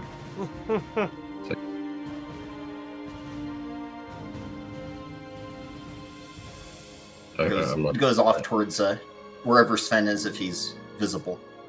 If not, he just flies up above the crowd and figures it out. Actually, I'm invisible. You learned the invisibility spell somehow. Yes. I retrained into it. I'm actually a level 7 wizard now, guys. Alright. Good old invis. Yeah. Always good for the social situations. Better is able to find him without too much problem. That Sven is not difficult to find in a crowd. For several different reasons. Yeah. So, some time passes and you kind of hear a call that food is going to be served and to, take seats where possible. You're told that there isn't necessarily a assigned seating or anything like that, but that there is certain areas. You do see Talia kind of walks over to you, leaving the other woman at the back of, the front of the hall, and she kind of tells you, as well as the outsiders who are wandering with you, Sven, you'll probably be sitting up near the front. Okay. Okay. All right. So, yeah, you, the outsiders and stone warders are all sat pretty near to the front. Most of those that are sitting on the upper dais are the prince and other important individuals in his circle. The food's pretty decent. Well, maybe a little more than pretty decent. It's decadent. It's expensive. It is everything and more that you could possibly want, and it seems to be pretty much bottomless. Whether Spence had magically better. or otherwise. So, for those of you who have dietary restrictions, you don't have to worry about that. For those of you who want to hork down literally whatever you can put in your face, like Ragon is, that's no problem either. The dinner goes on for a little while, maybe about 6:30. You do see the prince stand up and like knock at his glass with a fork, which does get people to quiet down, despite it seeming like it shouldn't. And he calls out, saying, "Well, it has been another fantastic year for the Principality, and we've had an absolutely great showing this year at the festival's tournament. We're actually glad to have not one, not two, but indeed 3 different groups of victors here. Odd though might it be, but I'm not complaining, and I don't think any of the others up here are either." And there's a little laugh that goes through the crowd that the prince does not seem to give a shit, like one way or the other. It's very businesslike. He raises his one hand towards his chancellor as the smaller man rises to his feet and says, "We will be dispersing with the actual, I suppose, ceremony now. Julian, if you'd like to." And the man just kind of nods and, using magic, actually walks up over the table as if he's on steps, and then produces from within his robes the laurel which Garugamesh had made for the Red Temple, and says, "I will be proud to be handing this over to not just one group, but to 3. First, to the outsiders," and he reaches up, grabs the other side, and begins pulling. The laurel glows and then pulls apart into 2 equal units. Identical laurels. He then holds it out, mutters a few words, and the laurel floats out over the open air and sets itself down in between the outsiders. There is a wave of applause for that. That's relatively impressive. Those of you who are familiar with magic, duplicating things is a fucking feat. To the stone warders, and he repeats it, pulling the other way, duplicating it once more, and sending it out to the stone warders. And finally, for the original, he lets it float up, gestures out, and says, "To the gatecrashers for taking victory this year." He kind of looks down and sees that there are seats that are empty. This is about 6:30, so this might be near the end of like when the copying should be. So regardless, you probably would not have left at this point, because I think you didn't start until like 5:45 or even almost closer to 6. Yeah, I was being safe and running a little late, so that's fine. The laurel comes down to rest in the palm of whoever reaches out to take it. Then I'll take it. After that, the prince does like clap, which gets the upper dais and then the hall as a whole to give a solid round of applause. As it breaks, or as it quiets down, the prince holds his hands up and says, "Once everyone is completed with their dinners, and you may stay there as long as you please. We're not planning on operating away the tables until about 7:30. But we will have some proper entertainment, not discounting the locals that we've hired, of course." Another, like, small round of chuckling. "But until then, please, enjoy it. Enjoy the entertainment. We hope you enjoy the fireworks that we've imported up from the south. and to another year. Here, here. There is another round of applause. The prince takes his seat, and conversation resumes again. So, You best Daxis. believe Sven is indulging. yeah, I can believe that. This has been going on for a while. Like it is. How do I put this? It is numbing. It is mind fucking numbing. Yeah. Dax is just sitting there, just waiting, starting to fall asleep a little bit. Rugamesh is still counting in his head. 59 Mississippi, 59 minutes. 1 Mississippi, 2 Mississippi. It's at about maybe about this time, like 6:30, like 45 minutes into it, when you notice on the bed, actually on the book that you picked up, there is a page which is not flush with it. That looks like it might have been placed inside, most likely relatively recently. That is askew. That like the edges you can touch. In the book that I'm copying? Yes. Interesting.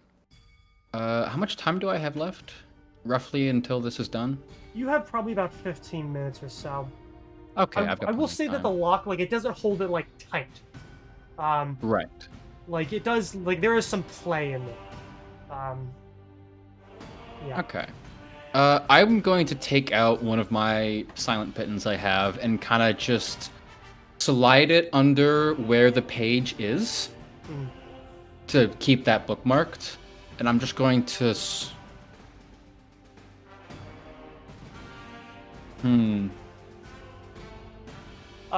As it Just comes to be out, safe, just to be safe before I bring it out, I was just thinking, I'm going to cast... I didn't see it. Maybe it missed it. I'm just going to be safe and cast Detect Magic one more time and see if that page radiates as, I don't know, a glyph of warding. you cast the spell. It does not glow. Okay, thank God. The piece that you did have out a little bit, you see that it is handwritten, and the piece that you get is the very end, which says, "Faithfully yours truly."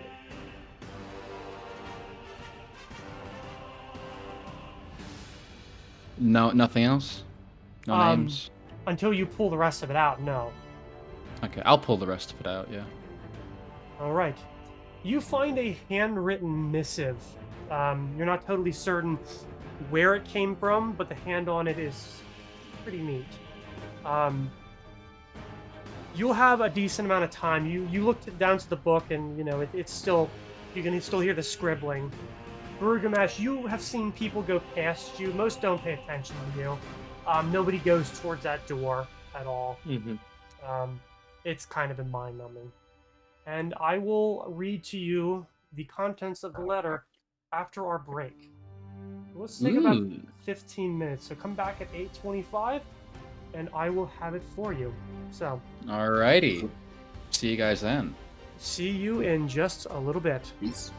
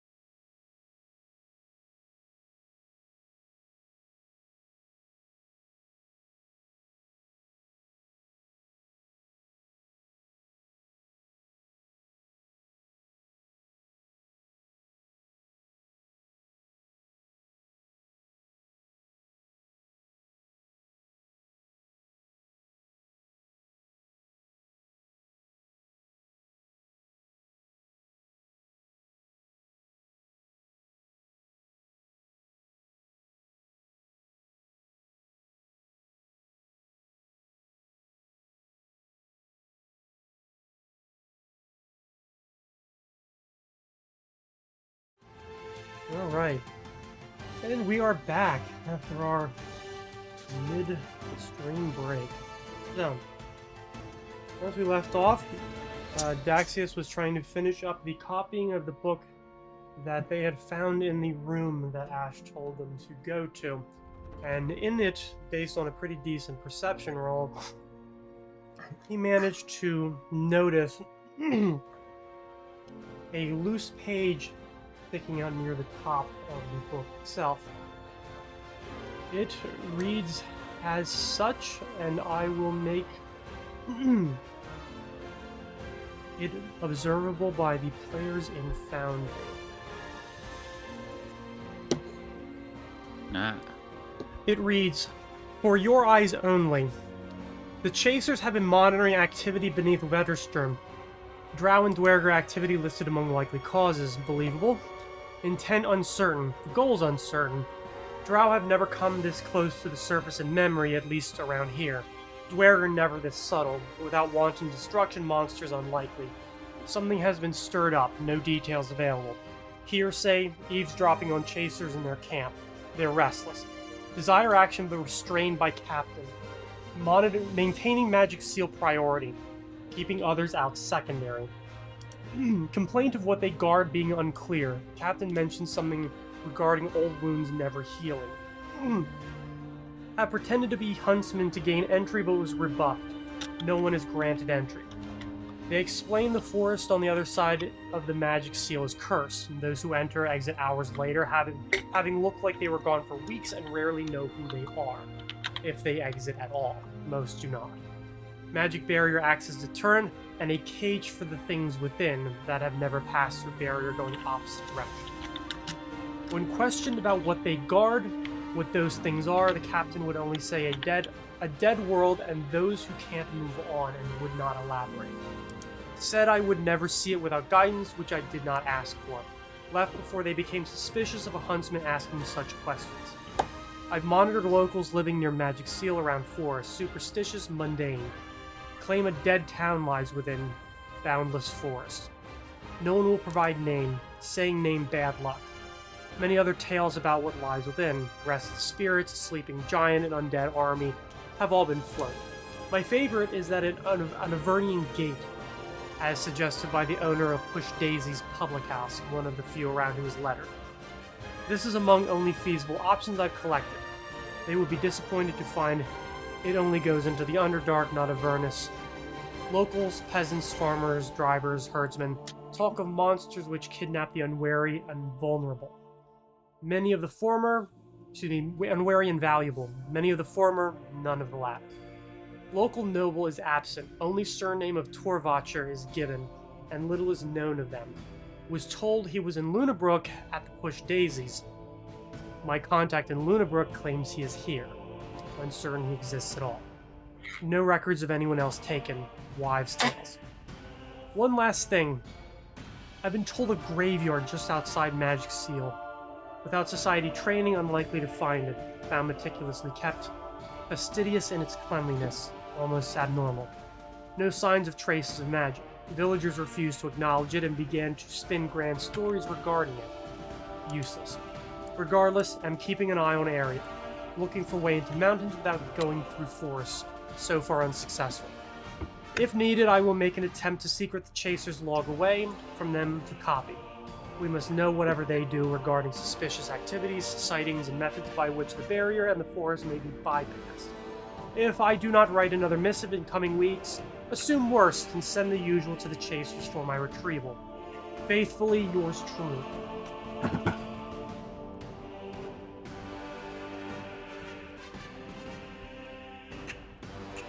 Just writing some core details down.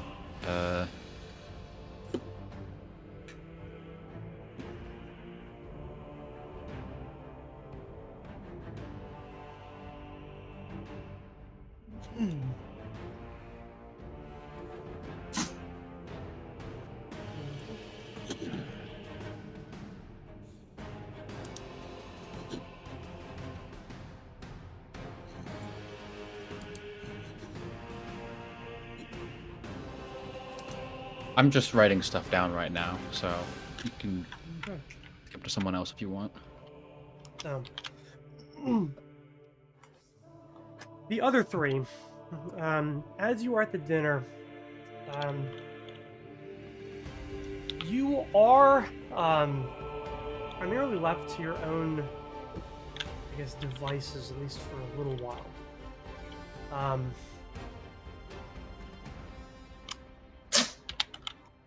The dinner, like I said, is pretty damn good, and eventually, as time goes on,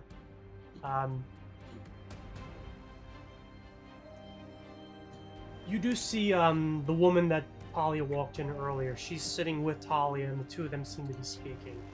With them a bit closer, you're able to see that the other woman is Elven, fairly pure-blooded, long blonde hair, age untellable really with elves.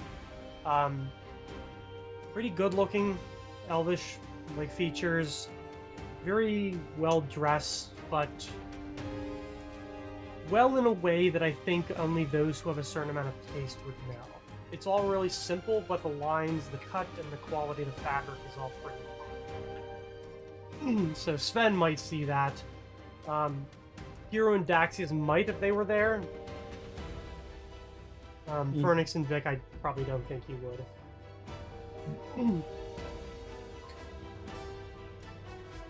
Daxius, do you, once you're finished copying down what you think is worthwhile copying, I guess you push the letter back? Yeah, I push it back exactly where I found it. Okay. Basically, that's why I put the pit in there, so I had like a bookmark, and then I'll just put it exactly as I found it, like it was never touched. Okay. Hiro, outside, it's definitely been quiet. It's been taking a while. You were already made aware that it's going to take a while. You do notice, like, some people come up. A few walk past you. None go to that door, but there is a couple of moments where it's like they're getting close. Okay, they turn before. Things like that. A little too close shave.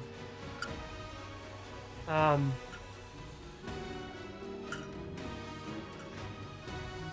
this.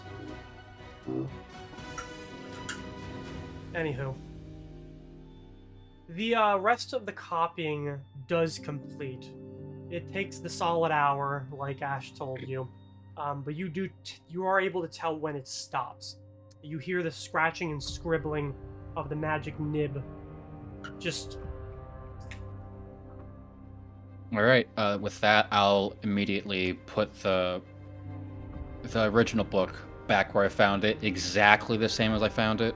I will take some time with every step and just meticulously go over it and just make sure everything's just as it was. Okay. And I'll take my book, and the book that I was given also has a lock on it, right? Yes. Okay, I thought so. That would have been too easy. I'll put that away. Okay. And I'll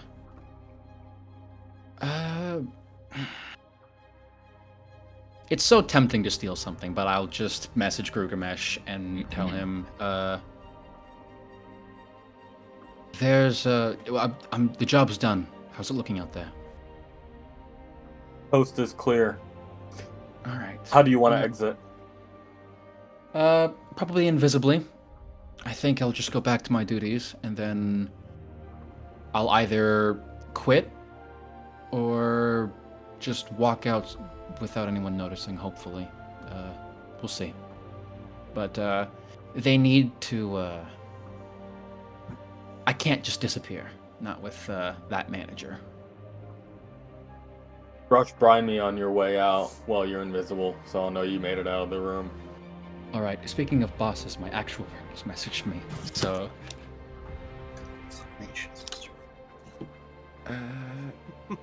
Never mind, it's not important. I will take one last look at the box that had the conjuration, did you say, on it? Mm-hmm. Just grip my hand and just, it's so fucking tempting before turning out, and I'm going to.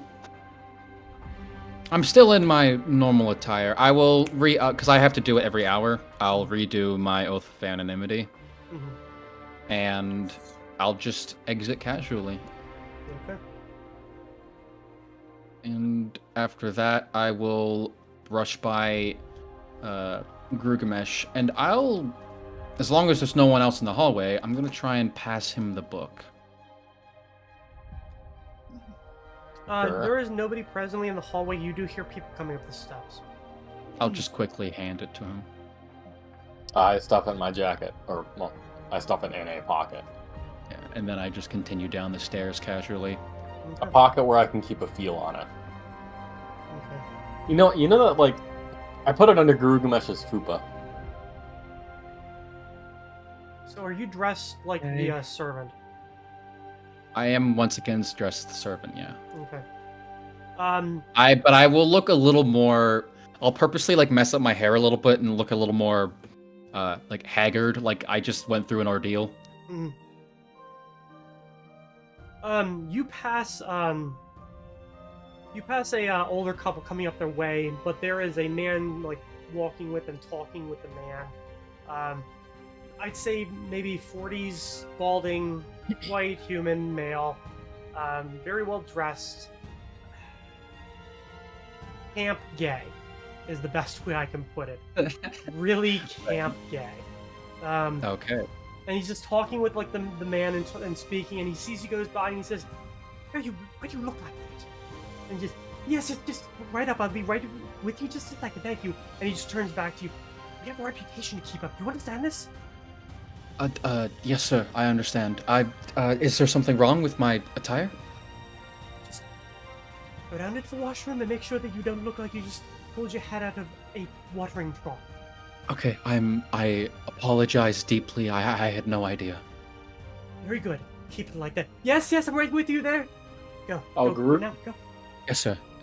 And Grugumesh is going to stop him to complain about Daxi.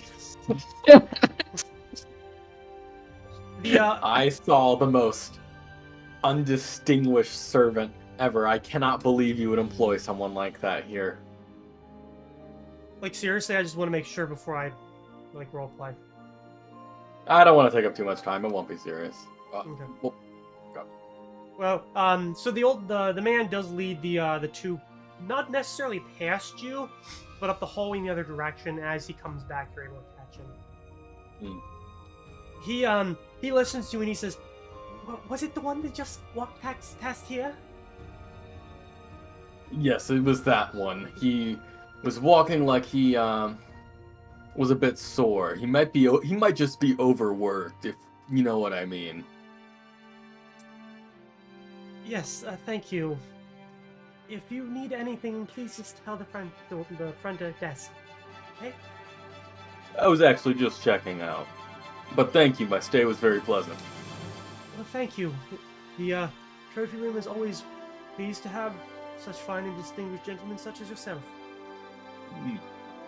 I'm gonna walk through the lobby, and on my way out the door, I'm gonna whistle and kind of do a signal for the cohorts to come out. Yeah, it's just the one. Ugark will, after you leave, after about like a minute or two, will follow you out. Mm-hmm. All right. I'm going to head to a washroom and just do what I was told. Mm-hmm.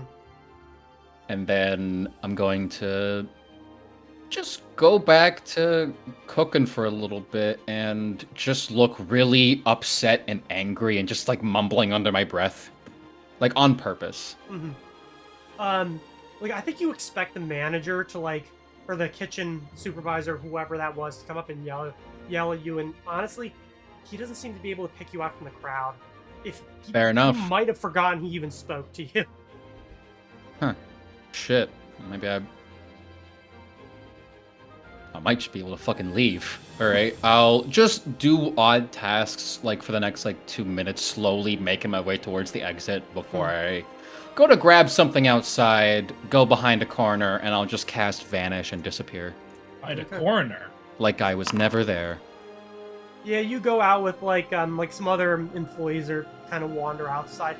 some of them smoke, a lot of them don't. That is a bit of an expense in this era, but maybe not extremely so if you don't get like a very good cut. Right. So you go around the corner from them, you hear them bitching, calling, say some very derogatory things about the owner. Fair enough. As well as just the place is miserable and whatnot. So that's what you hear as you cast Vanish and slip away. Actually, right before I slip away, I want to go up to those two guys and just slip a gold into each of their pockets. Just silently. Is Sven in the room with us right now? Yeah, they don't notice. The one guy who definitely seems like he has some half-orc in him, although the human is much stronger in his appearance, is just, well, let's just say some shit that even though I am pansexual, I will not say on stream. The gamer moment. Yeah, I'm not playing PewDiePie. Well, no, I guess I'm not the bridge. But, and the other one who looks like he's half-elf is just like, yeah, they don't pay me enough to deal with this bullshit, and just turns and spits against the wall. I know you're gonna say he spits on me. No. As I'm invisible. Yeah, roll a d20, see where you're standing. Yeah. Yeah, it's like, maybe he would just accidentally just spits in the midair and, It Floating. just stops midair and just slowly falls. No, he spits against the actual building. Okay. Respect. And He's just not a wheelchair-bound geriatric, while pretending to be one.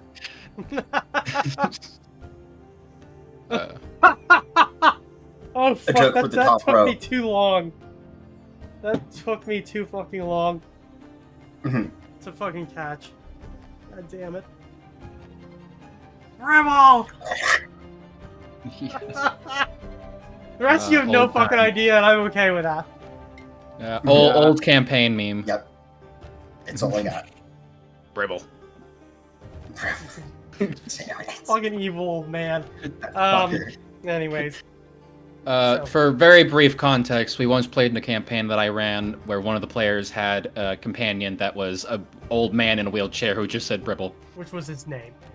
Yes. And spat on people like a llama. A lot. A lot. Regardless Yes, of who that's they were. Let me guess. That's something Cody came up with. Yes. That Ding, is ding, ding. such a Cody thing. It was funny as shit. Oh. Oh Yeah. god, yeah. It was really I funny. missed it.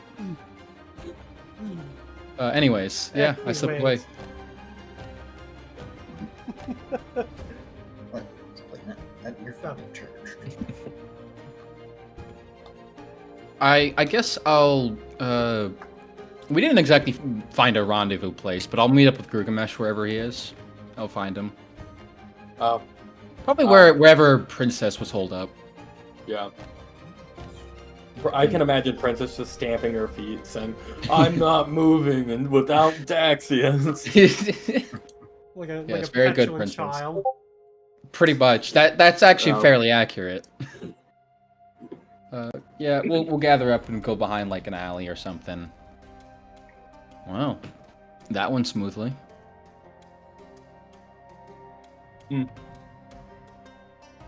I did manage to find some more information, but that will be of importance. Well, when everyone's together. We'll talk about that tomorrow morning, perhaps, or later tonight. Yes. Otherwise, if you hand the book back to me, I can get it back to somewhere safe rather quickly. I hand it over. All right. Yeah. Good work. And I raise up the high five. Nothing went wrong. Wink, Yeah. wink, nudge, nudge. Totally not. No, for real though. Good job. You did very good. Exceeded my expectations even. Yes, well, there wasn't that much trouble for me to get into. Yeah, well. Trouble always seems to find us. Right. Well, I better get going before someone decides to scry on this thing, and I will cast Expeditious Retreat, and I will run as fast as I can to the Vardo. Okay. and I'm gonna find the Is that barrel the I freehold? bought. It's at the freehold. Oh, it's right there. I don't need to cast Expeditious Retreat then. Which is at the freehold, not the trophy room. So it's Oh across right, town. I keep forgetting where we are. Mm. Okay, Mhm. so yeah, I'll run all the way over to it. It probably is gonna take me a minute, At least. and eventually I'm gonna find the lead-lined barrel I bought, so it can't be scryed on, and I'm gonna put the book in there, All right. and I will. When I emerge from the Vardo, I'm in my Kitsune form, just in the form I was in the dance competition. Mhm. I'll make my way back to the trophy room, and I will just I will walk up and just brush myself off, because I don't know I wasn't told the rules about going inside, about no magic, no weapons and stuff. Now, going into the front of the freehold, yeah, no. Yep. Yeah. It's like, I pardon my tardiness. I'm quite late. Is it still, Oh, yes, party's yes. still going on, right? You'll still be able to go in. You must check any weapons here. We will give you a tag to retrieve once the event is over, and That's totally if you fine. can cast magic, please hold your hand out. Excuse me? If you're able to cast magic, please hold your hand out. What will that do? We are marking those who go in so that they cannot freely cast magic in the premises, especially in front of the actual prince for security measures. It will dispel Fine. the moment you leave the property. It's fine. Just get it over with. If you brought any weapons with you, he takes them, hands you a little tag, and then Yeah. puts the same markings on your hand that he did for Sven. We'll just say that Garugamesh has gone through this as well. Hmm. And I am keeping the dagger of doubling if they need to make a check or anything. Nobody tries to frisk you down or anything like that. Okay. So yeah, I'll make my way inside. Mm-hmm. Alright. It is, the dinner is still going on. You're kind of getting to, like, the middle end, so it's primarily, like, later courses and desserts. But you're able to find your compatriots no problem. They're all sat together basically right under the eye of the prince, who you might have seen at one point. I'm not 100% certain, but I think just by looking at him, you're able to tell. Yeah. Oh, I want to roll perception to see if any of his entourage is wearing the livery collar. Okay, give me a check.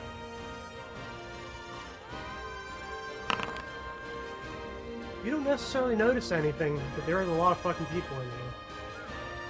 You Wow. do notice, however, when you got in, that there were 3 copies of the laurel that you made. Strange. I noticed Fent has the laurels. How did they make 3? Did somebody copy my craftsmanship? Are you asking me? Yeah. Sven pauses and shrugs and he says, "I'll be honest, this kind of magic is beyond me. I am absolutely not sure in even the slightest as to how they did it. But perhaps Fernix would know." Fernix, Yes. can you advise? How they would produce a copy of your work. Correct. Well, it would have been easier if I had been able to see what spell was in action, but if I had to guess, it would probably be major creation, something like that. I had no idea such a thing was possible. Couldn't someone just use that to make infinite gold for themselves? Well, the materials are part of the requirement, but they would also, of course, need, for the uncreative among us, prior work to work off of. Among us. Well, I wouldn't consider myself particularly creative. No. I can't really make nice things like you do. Well, in any case, how's the banquet been? It was pretty delicious, but Well, I don't know how their bit of hobnobbing went, but I didn't really turn up much except that all of these empty-headed idiots sure are empty-headed. Yes, well, this empty-headed idiot was off making these, and I pull out the 2 diamond rings I worked on earlier today. Sorry I was late. Oh, not a problem at all. I did mean the nobles, by the way. Oh, yes. I think I could have figured that out, given a little more time. Couldn't say you missed all that much. Gray, is the prince in an easily accessible position where I could go up and talk to him, or would I be look like a fool if I did so? Well, it is the middle of the dinner. He is obviously speaking with a lot of the of his own court at the moment. He isn't necessarily like behind a wall of individuals, but you do see that there are like royal guard around. I don't know. Would Garugamesh be arrogant enough to just? He would be, but not interrupting dinner though. Mhm. So if he's still eating, then no, he would not. Yeah. He is like talking with a few people here and there, but they seem to be being brought up by other individuals, and they're generally not necessarily talking to the prince. They often talk to another one of the people that are sitting with him, whether it's the chancellor, whether it's this kind of masculine-looking woman, whether there's a bunch of people that seem to be of some import.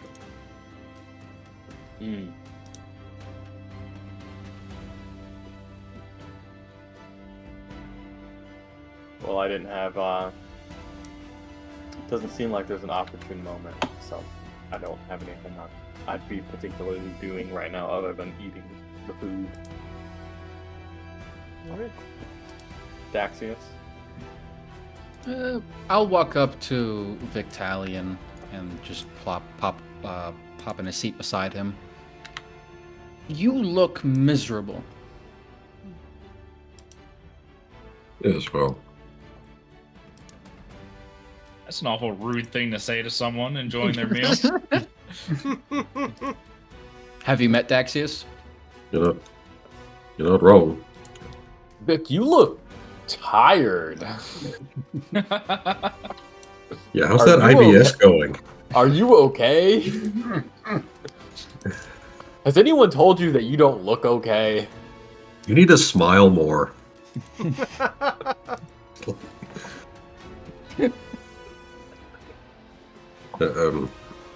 This is not my type of engagement. Parties. To, get through it. If I'm being honest, I only came back here just so I showed my face. To be honest, this is the last place I'd want to be. Yeah. In any case, I can assume your business was attended to. Oh yes. Oh, Gilgamesh wanted to go to the kilns and visit the Shrine of Tychon, but it all wrapped up nice. We actually learned some decent information from a passerby on the way that I'll be able to share with you guys after we're done the festivities. All right. Yes, I plan on trying to leave as soon as the ceremony aspect is over. Awesome, because I would like to as well. The place is almost suffocating. It certainly is packed. Yeah. Well, it's not the pact that I mind, more culturally suffocating, I guess is the best way to put it. You're so classist, Daxius. Catch me on a good day. Do they have, like, any kind of alcohol around here? Even if it's fucking wine, I don't give a shit. I have not found an option that wasn't alcoholic yet. Didn't we find him? Isn't there some sort of legend or a magical item that is a cup of endless alcohol? Mm-hmm. I have heard of such a thing, but I haven't seen one myself. When's your birthday, Daxius? I feel like you could use a gift from the party. fuck, when is my birthday? When is anyone's birthday? Quiz. Yeah. For your What's next your birthday, you character's were favorite color? Did I Sure. write this down? I don't think I wrote this down. for your next birthday. We're going to give you a new kidney because clearly you're going to need one. Yes. Yeah. I've wanted one for years. How'd you know? Yeah, I killed mine like 3 decades ago. Oh, No fuck more yeah. dialysis. But if you really must know, Grugamesh, my birthday is October 12th. Oh, so it's coming up. It's in a few months. Out of character, we'll get there in maybe a few years. Yeah. Face? October way. 12th is right around the corner. I don't think I'm But gonna not- live that long. Yeah. Might not last that. Let's see. Although, wait, we're in August. Oh We shit. are in August. Mhm. Okay. But you really don't. I mean, birthdays have never really been my thing, so really, I don't give a shit. If you want to give me something, just give it to me. I'll take anything for free anytime. No, I think you can wait for it. All right, if you must.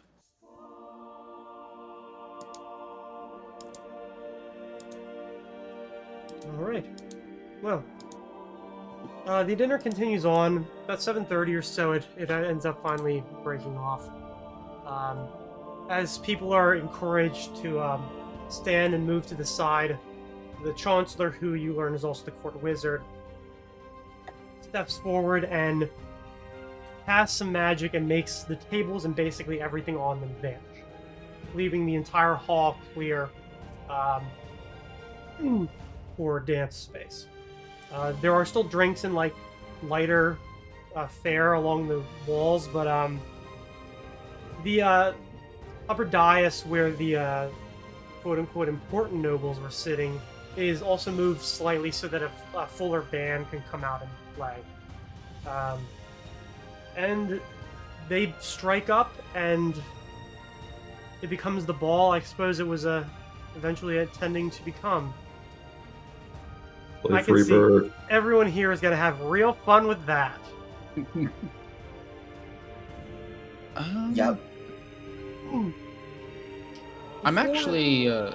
Never mind.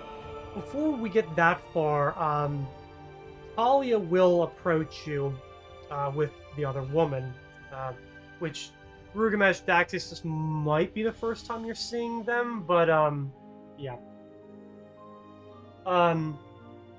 She catches you like as they're like starting to set up and whatnot, and says, "Well, I was hoping to find you guys here all together.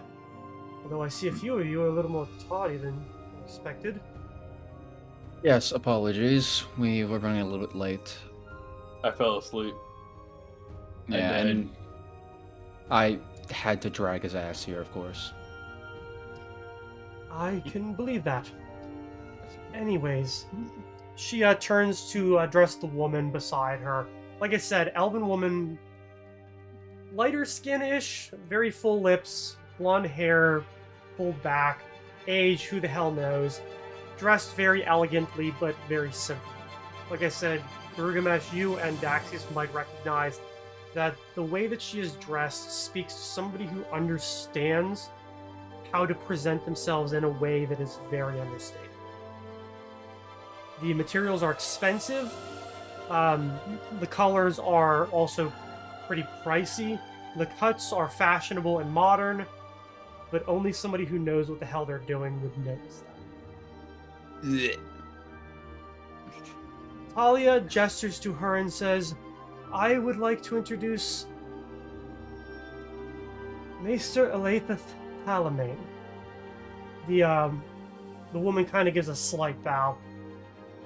She has come up from Port Azar to gather a few details from myself and, well, regarding some of the events that have happened in the past, because the Circle of Maesters has taken a great interest in some of it.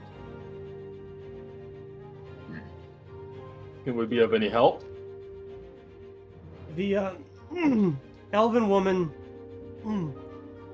finishes with her bow and says, "Yes.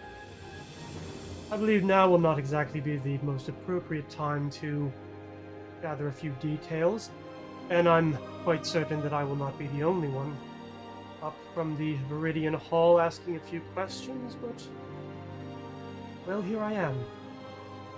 Well, pleasure to make your acquaintance. Garugamesh sticks out his hand and then wipes it on his napkin before sticking it out again. She looks to it and she does catch herself, kind of gives the slightest bounces, and you too. It is a pleasure. Did you see that, guys? She looked at my hand. Don't My overthink God. it. I couldn't help noticing it either. I'm never washing it again. And you start. Yeah, that actually started about 25 years ago.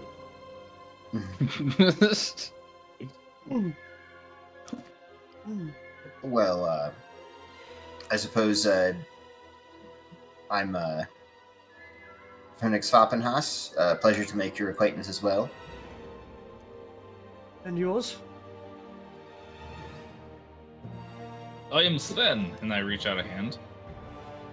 She does take yours, but it's very, light, very ladylike in a way that you would more associate with like something your grandmother would do. So it's a custom which is a little dated. It is nice to meet you. Vic just kind of nods. Victalian. Charmed. And lastly, at Daxius. Oh god, we're doing this. Inara, actually, Daxius was the one that was venturing with these fellows. I'm simply just a friend of a friend. Cyrus I- is going to like you. I hope so. She turns to Talia and says, "Never ceases to amaze me, I suppose. Rather egalitarian organization, and even up here in a place that I would sometimes refer to as the Sticks. And yet we still hold ourselves proudly and with diversity." That is definitely a way of putting it. She just calls diversity hires. Basically. Either way, I am glad to have met you all, and I hope that you'll enjoy the rest of the festivities being held perhaps somewhat Hold in on. your honor. Can we roll sense motive on what she meant by that? Sure, go ahead. Sure, I'll get in on this. Why not? I'm not. True. I wouldn't mind getting a clue eventually. I wanted to know what the diversity comment was. I don't get the impression that it was much deeper than what you might first imagine. My skill checks. It's like the game They're, knows we're all autistic. It's absorbing it. All right, sure. Why not? The game's, Since you're real. There we go, Vic. Daxius, you I only have- Gilgamesh, get the feeling of perhaps it was insulting. Vic, you get the idea that she's really awkward. Most likely does not have a lot of social skills, but give me a perception check. Ooh. You notice some of the equipment that she's wearing, not just her clothes, but you see rings, you see necklaces, you see things that blend into her clothes that also indicate that she is most likely a very powerful mage. What you know of her, she came up from Portazar, representing the Circle of Maesters, meaning that she is quite old, quite influential, and probably spends most of her life within those circles or within whatever her expertise is within the organization. Because this is information that your characters would have that I'm 100% certain that you as players do not. She is one of the people who runs the Valier Society. Ah. Oh, she's corporate. Okay. Yeah. Basically. Rugamesh gets up and slugs her. You wouldn't get close. No. This is like some level 17 character that we should not fuck with. Oh, you never know. Might be Sure. 17 levels in commoner. And slug her. Yeah. Starts quoting Karl Marx out of nowhere.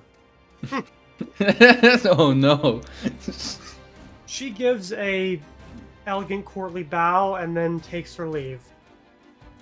Talia, obviously, tells her, "Enjoy yourself. If you need any accommodations." Oh no, I've already handled my own. Thank you.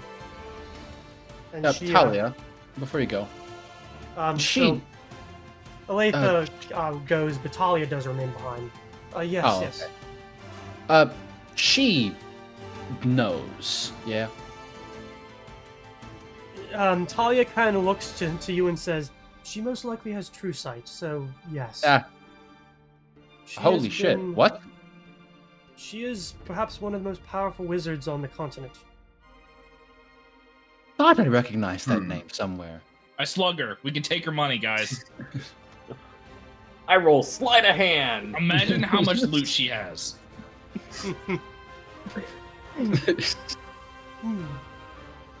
Alright, just was wondering. Thank you. Well, like she said, try to enjoy yourself here, make the best of it as you can, and, don't cause too much of a scene. Whatever you do. No promises. Yes, see, I know it's Better coming. luck. I don't know what it is, but I know it's coming. Oh.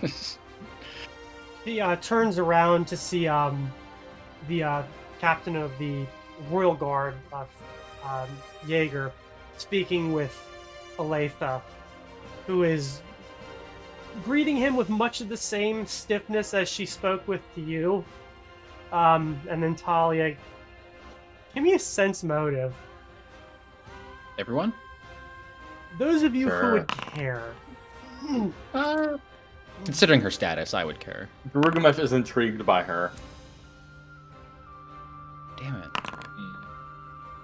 All right, boys. Here it goes. And Just to Nice. out of Vic is gonna curiosity. give us a shame. Yep. Grugamesh, Daxius, Fernix, you kind of see the way that, like, Talia looks over. Vic, you're the only one that sees jealous. It's not there, like, very long, but it's, like, it's quick. It's a flash in the pan and then gone. Before Talia turns around and says, "Well, if you need anything, you know where to find me." Right. We'll Evening and, try not to. Congratulations again. Sure, we'll have Likewise. business to discuss later. And We could. Talia takes her leave, going to catch up with the both of them as they move towards the front of the room. After this, it's going to be mostly court, entertainment, dancing, music that I feel like a few of you probably heard, but not in any setting that wasn't as elegant as this one. What do you guys do now? Oh, I was gonna ask the table, was it just me, or did that Archmage seem like a huge racist to anybody else? I couldn't really get a good beat on them, really. I know my fair share of huge racists, and I don't What's think wrong that with was being one. racist? Sven, Rugamesh puts on the hat and just breaking into a song. Rugamesh turns into a 5'5" Nomish man right then and there. Oh no. Was Gruber's allowed to bring the hat of disguise in? I thought we weren't supposed to be doing magic. Any thought the magical items. effects do not work. Oh, okay. Yeah, I guess I can't turn into a 5'5" Nomish man. yep. Means if somebody burns this place down, my new ring can't do anything to stop it. And I'll be like, I tried. No, I don't think she seemed that racist. He wasn't that racist, you guys. Just the normal amount. The diversity comment kind of threw me, I suppose. Well, hey, the biggest mark of it is she shook Spin's hand, which a lot of people in this town won't even do. That's true. Most of the time, if they're really racist, they'll comment about dirt or something else. Sometimes they'll even try and bathe the animal folk with their mouths by spitting on them. The spitting in the hand is sometimes not a sign of brothership, as some would have you believe. This is making me very uncomfortable. I'm going to go find some alcohol that I can walk off. You need to take 3 steps. Perfect. Yeah. I purposely walk further because that was as someone who has fur that made me shiver. Because Garugamesh said that. Oh yeah, they just start licking the beastful. Oh God! Mary. Please do not. That's not what Garugamesh meant by that. Yeah, he had to clarify that it was spitting and not licking afterward. Dax just didn't hear that part. He just already left. Yeah. No. Oh. I'm not sure, but I get the impression she doesn't get out much. No. Well, she might not have that much need to. I wouldn't think so. Suppose we'll be having plenty of conversation in the coming few days. Okay. So, how do you guys intend to fill? Like, do you participate in any of the festivities here, or? What? Yeah. Did you say there was a ball going on? Yes, by about maybe 7:45, going on 8, the music does commence, and there is like a very formal, steaming dance. Hmm. You know, I'm gonna be. I feel like we could. What's the name of the high mage? It was a mouthful. I couldn't remember. Julian Unger. Julian? Julian. No, the one from the Valier Society, not Oh, Unger. okay, not the Chancellor. Aletha Thalamine. Thality? Aletha Thalamine. Latha Talamane. Aletha Talamane. Anyways, someone should offer to dance with her to try and get information, and Sven has the highest diplomacy, so I think Sven should go and ask her for a dance. I spelled that way off. No, I'm not gonna do that. You're not gonna do that?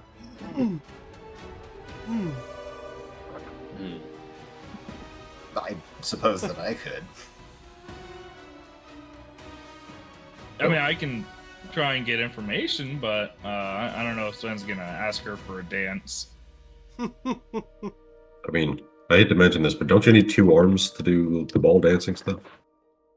Got the feet so that my tail can be used as an extra hand. So That would be interesting wrong to see. spot. yeesh. It's kind of like, wait a second, and then it's just whoop. Oh. Yeah, fuck it. I'm like trying to put together a plan here. I could go for it, and then if someone could somehow filter me messages, which you can How do to dance? on what questions to ask, because How to dance. that probably would be good too, because oh yeah, just absolutely like just stepping into the middle of the plate in the batting cage. How does this work?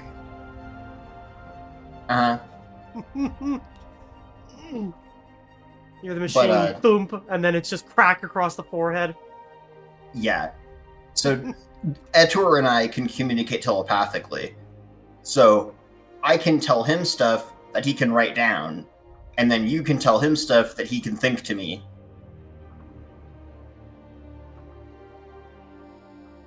if that's how we want to do it. Or we could send in the bard who knows how to dance to do the dancing. I mean, this is an out of character question, but like, why? Would we be doing this? We're trying to get information, I thought.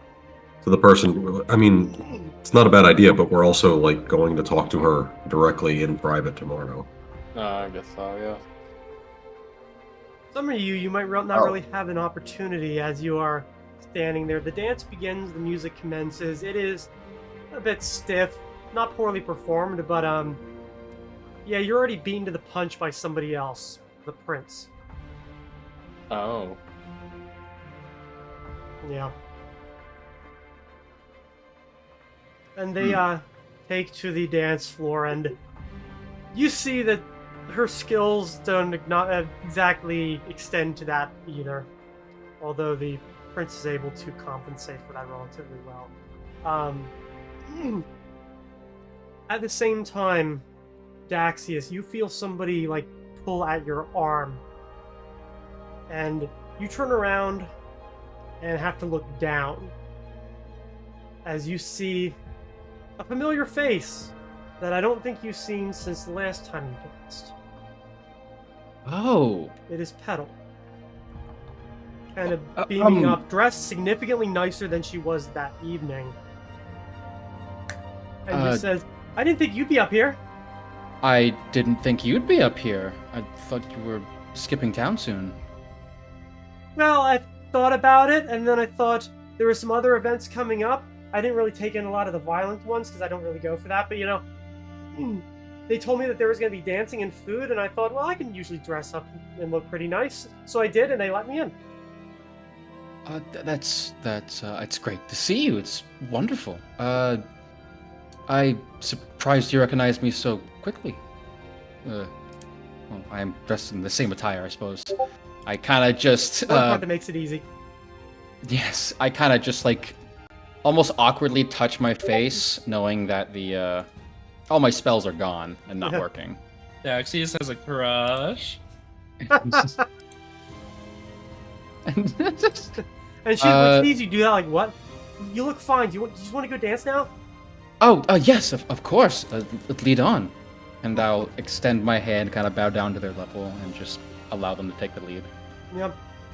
She leads you out, and she keeps in rhythm and sort of in the spirit of the dance, but it does not look like what everybody else is. It's much more freeform, much more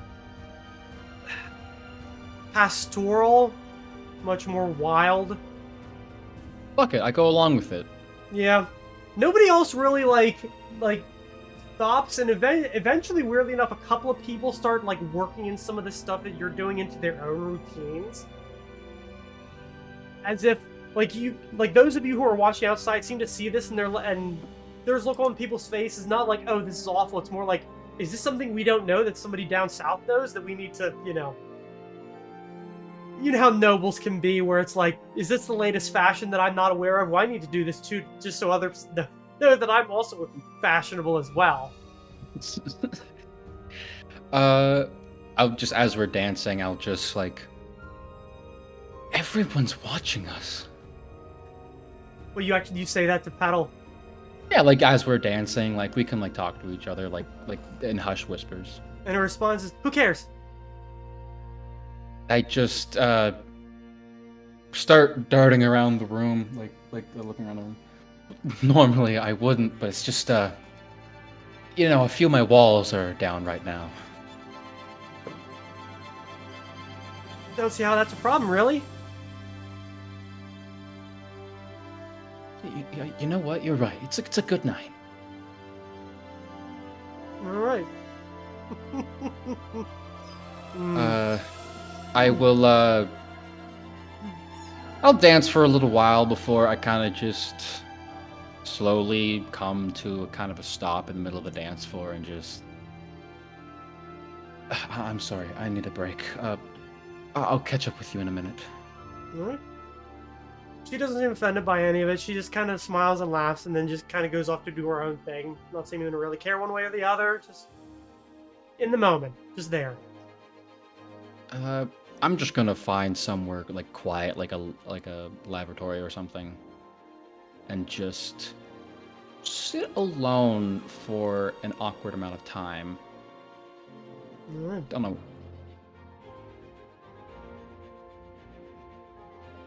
On the sidelines, this takes place over an amount of time. I guess, what do the rest of you guys do? I want to dance with Natari. I don't think she's here. I want to I dance don't. with Natari. I don't like that Dexius is having fun.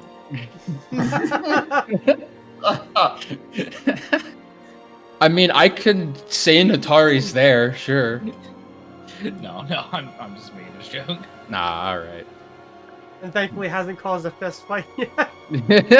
Not yet. Well. I guess you will at least somewhat have your opportunity as a woman does approach you, Sven. Not one that looks like a lot of the other, like, nobles that are dressed here. Where most of the nobles here are dressed in very ostentatious, very elegant, and over-the-top dresses. She is dressed in a very smart, almost military-looking uniform. Ew, doesn't have any, gross, like, medals. woman. I passed. No, I'm sorry.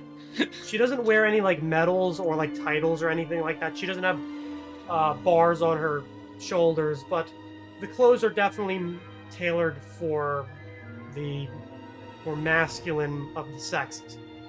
Okay. She is, she's tall for a woman, a human woman of this era, probably like 5'8", 5'9". Black hair, kind of cut in a bob, not like buzzed short or anything like that, but definitely it would be long on a man, but on a woman seems a bit short.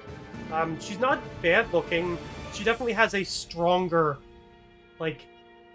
chin, just a stronger face overall, and even through like her uniform, you can kind of see the trim of her body. She's pretty built.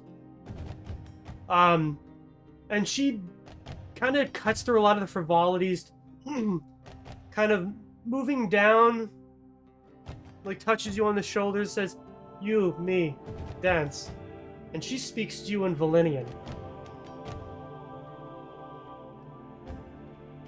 Okay. Sure. Sven like kind of furrows his eyebrows. He's curious, but also a little bit on guard. But he'll humor her and dance, or at least attempt to dance. I don't think he has any skills for it. Is that charisma or dexterity? I guess he has good stats for it. What would you roll for dancing? Performance, Perform. maybe? It would be performed, so isn't that charisma based? I guess so. Yes. Can I use storytelling? No. No. I tell a story about how good of a dancer you are. And Yeah, I describe my feet moving back and forth rapidly. Actually, would this be a good? This might be a good use of inspiration. Sure. Mhm. Yeah, I'll use inspiration to, and the goal is maybe I'm trying to do a few things. I'm trying to suss out who the fuck this is, because she's not really Sven's type, to be honest, but he's very curious because she approached him, she spoke his his tongue. She interests him at least, and I wanna he's see her very beat curious him to up. find out what the fuck the deal is. But he also wants to kind of show off and get the attention of people at this dance, because he likes attention. Sure. I would say that based on you burning that point, you definitely perform well. She does lead somewhat, like obviously seeming to know that you don't know this dance, but you're able to pick it up relatively quickly. It's not a difficult routine. You also do notice that despite her speaking Valinian, she does have like an accent. Obviously Vulcarian, and the way that she speaks, or at least spoke to you initially, it was very formal. In the way that someone who is taught a language, like a second language, and then doesn't get to use it very often, finally is able to bring it out. Sounds like. Okay. She, despite being pretty built, she does move pretty smoothly. She has good control. She knows how to lead. She knows how to follow once you finally pick it up. She, despite her build, is quite graceful.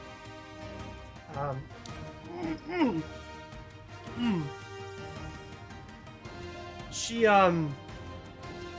does speak to you, like, somewhat, like, once you finally get the dance and you're no longer, like, focused on the movement. She does speak to you, asking in Vulcarian, like I get, a bit stilted, a bit too, like, formal, but she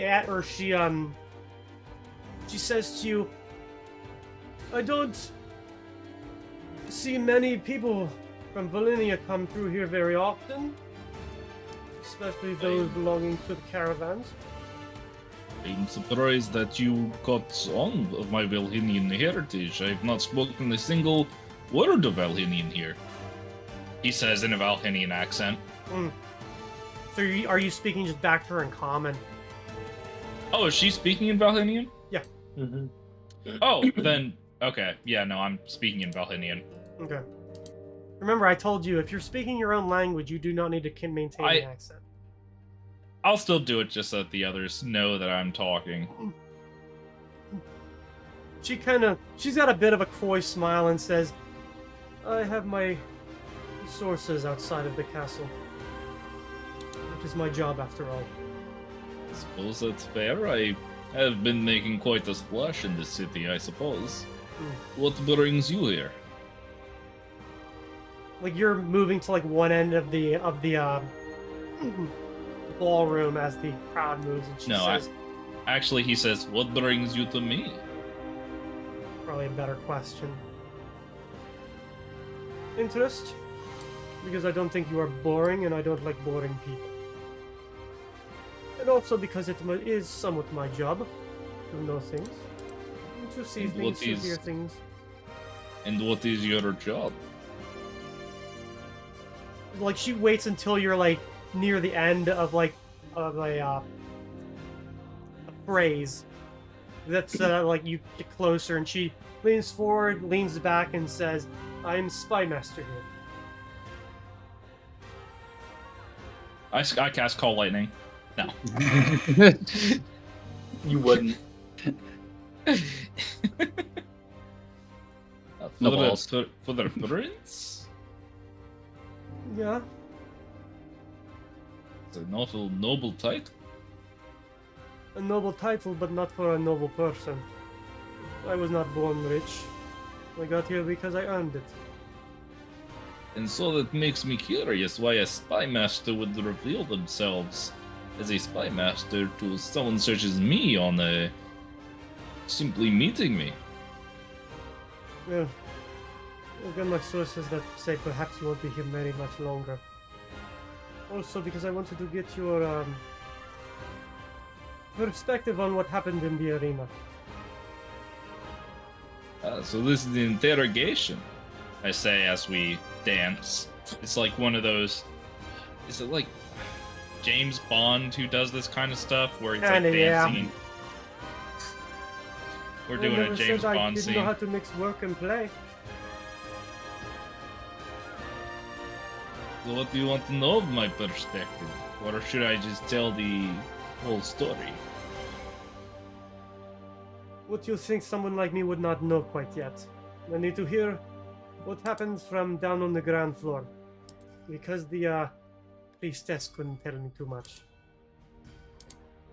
What assurance do I have that you are not a spy master working against me? She kind of gives a bit of a laugh and says, I like a man who thinks that much of himself. Well, perhaps this is the most important thing I could tell you. There are those who are working against us. And I suspect that it was an act of those people. So how do I know you're not one of them?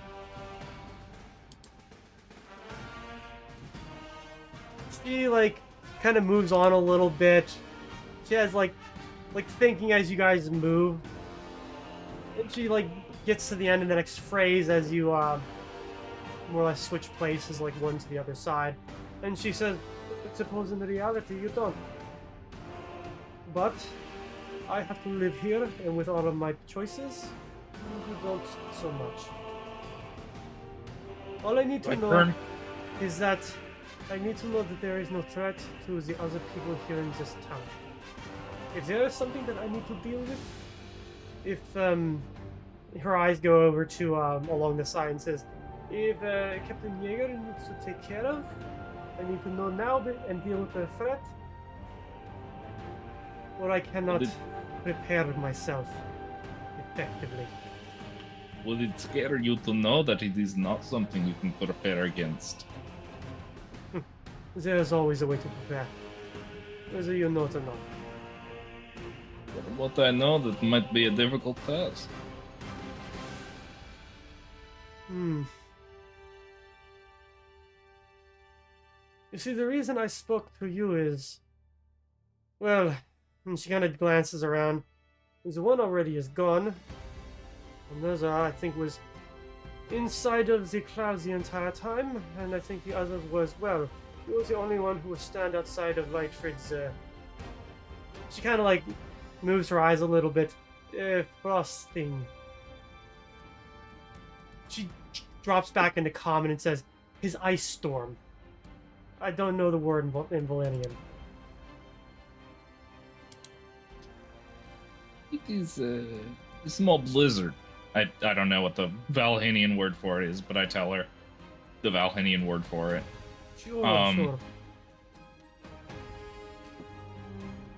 Really? The audience had no sight on it? I'm the only one? I don't trust the opinions of random yokels who look down on it from the parapets. You are also here. We are dancing. This is not boring. Work, play, together. Yes?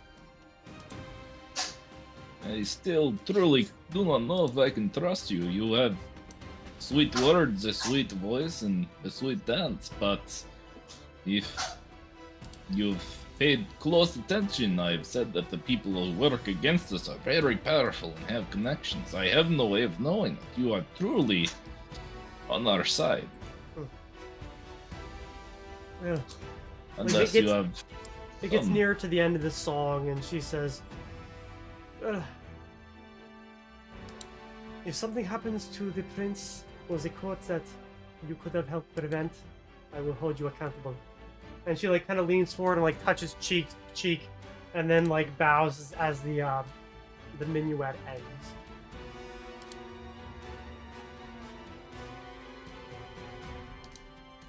I want to think for a moment. Because it would be cool to tell her this, but really I have no way of knowing if she isn't working for the enemy. Or even if she isn't, the people that she works for might.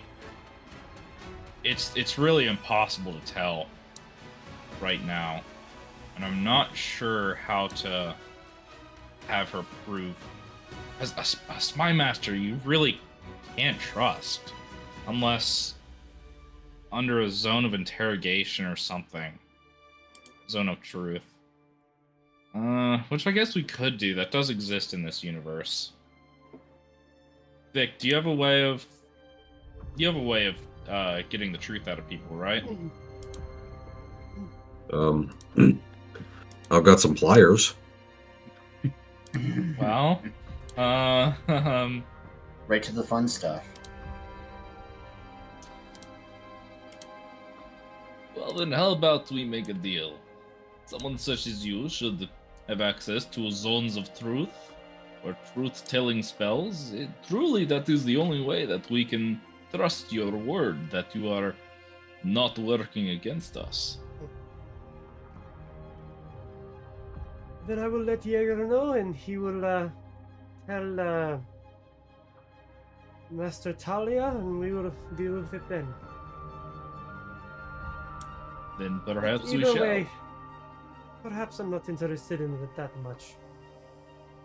I just like hearing different perspectives. All I really needed to know was where from the walls did they come from, and if you did not see anybody casting in the stands. If I you saw none.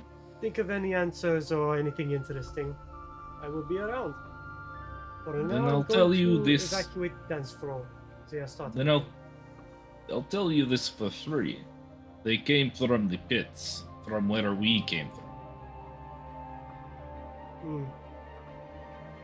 Possibly useful, possibly not. That is the name of the game. You should know with that information approximately what I know, aside from some context, but Out I of did not character, see one from the stands. And in truth, it would sound impossible to cast such a thing from the stands, would it not? With Unger's magic, I would believe so. But I do not know exactly how those creatures appear. I am not a wizard. Then perhaps we shall meet again later and share the story if you are willing to, prove that you are a friend. I would not call myself a friend. I do not know you. But I am not your enemy. I'm doing my job. Alright. And she, like, the song ends. She departs from you and goes back up to. You do see her speak with the prince, kind of going behind and then speaking with him, and then going over to the captain of the royal guard and speaking with him. She makes no effort to really hide that before going to sit down and have a drink. Alright. I then dance with the rat folk. No. So, out of character, I thought they came out of the walls, not out of the pit. They did, yeah.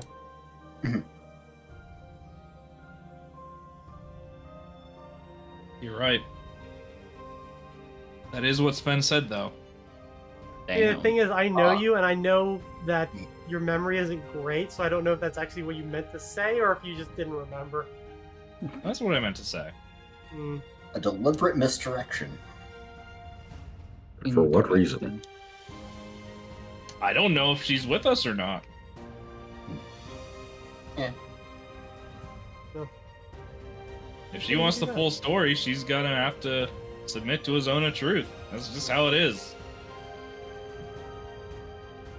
I'm also not going to let on that, because if she is working with the enemy and I let on that I know what's going on, that might be bad. Way to play hardball. I appreciate it. That's not sarcastic. Alright. Yeah. That was probably smart. You guys have a bit of time left. The revelry goes on. The music changes a few times. The dances do as well. What happens to you guys in those hours? Gurugamesh has been feeling too awkward to dance, so he starts looking around at other things to do. What else might intrigue him?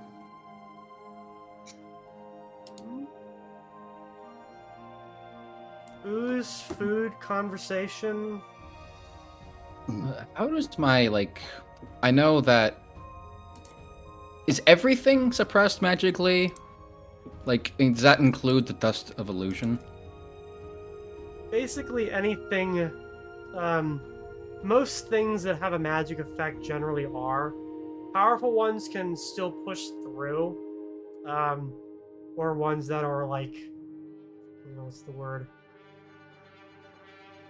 Sanctioned, I suppose, by Right. whoever casts the magical seal. Okay. Is Von Wollenstone here?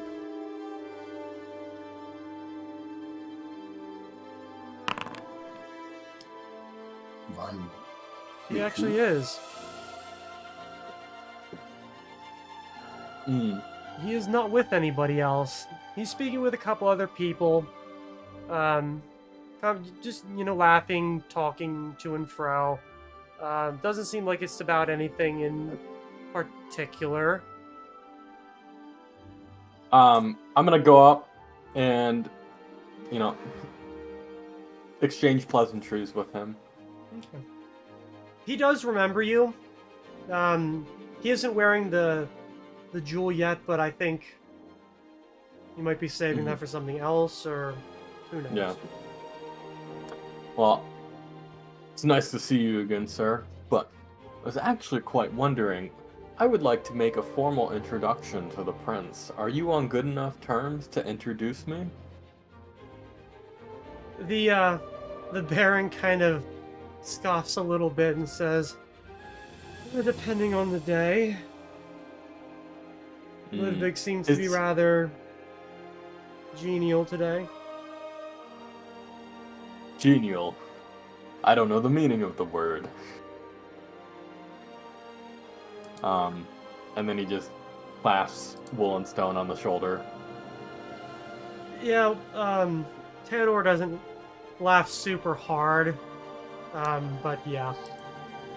The others that are like kind of around you kind of look to you like with a bit of confusion, like they have no idea who, not necessarily like who you are, but like why, it's not necessarily like, oh, you're in our group, fuck off. It's more just sort of like, what? You should start calling him Teddy. And so I bring him in close with my arm, like from clapping him on the shoulder, I kind of move in, bring him in close, and like turned away from the rest of the group, and I produce the 2 diamond rings, and I said, listen here, Teddy. I want to offer the prince the deal of a lifetime on these 2 diamond rings that I know he'd be super appreciative of. God, give me a diplomacy and give me a D20. Can I do bluff? I'm sorry, can you repeat what you were doing? I just got back.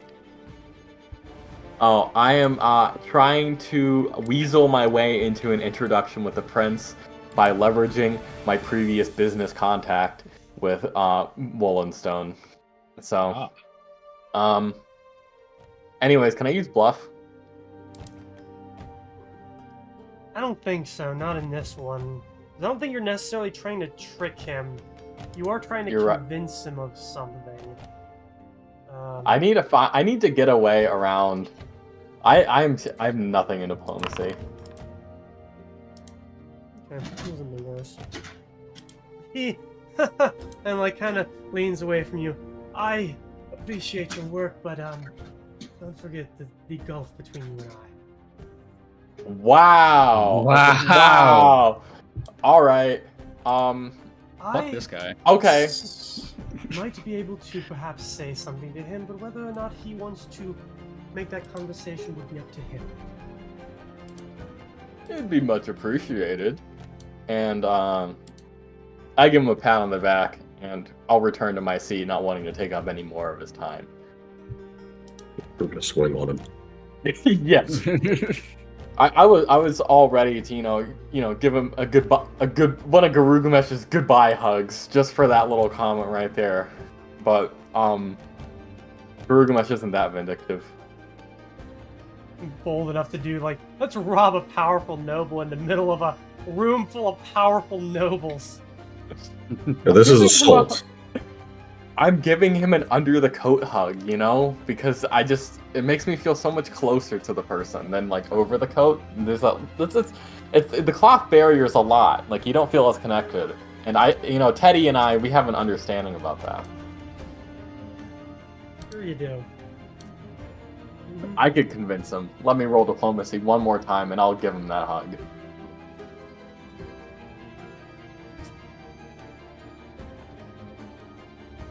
But yeah, I return to my seat. Okay. The rest of you, what's going on with you? Oh. Well, I was going to dance, but instead I guess I watched everything unfold. I'll dance. I'll go back eventually. Kind of just checking myself over. Actually, for my own interest. Actually, nah.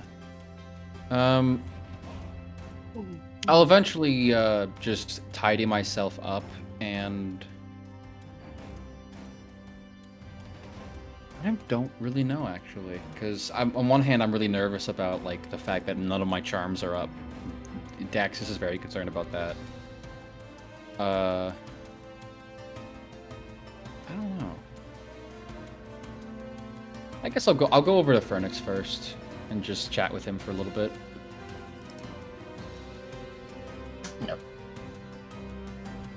How's it going? Oh, it's going. Uh, Just stabs one of the leftover pieces of food with the fork held in his tail. Listen, you know how I have a tendency for, illusions. Right. You can probably tell that it's not really up right now.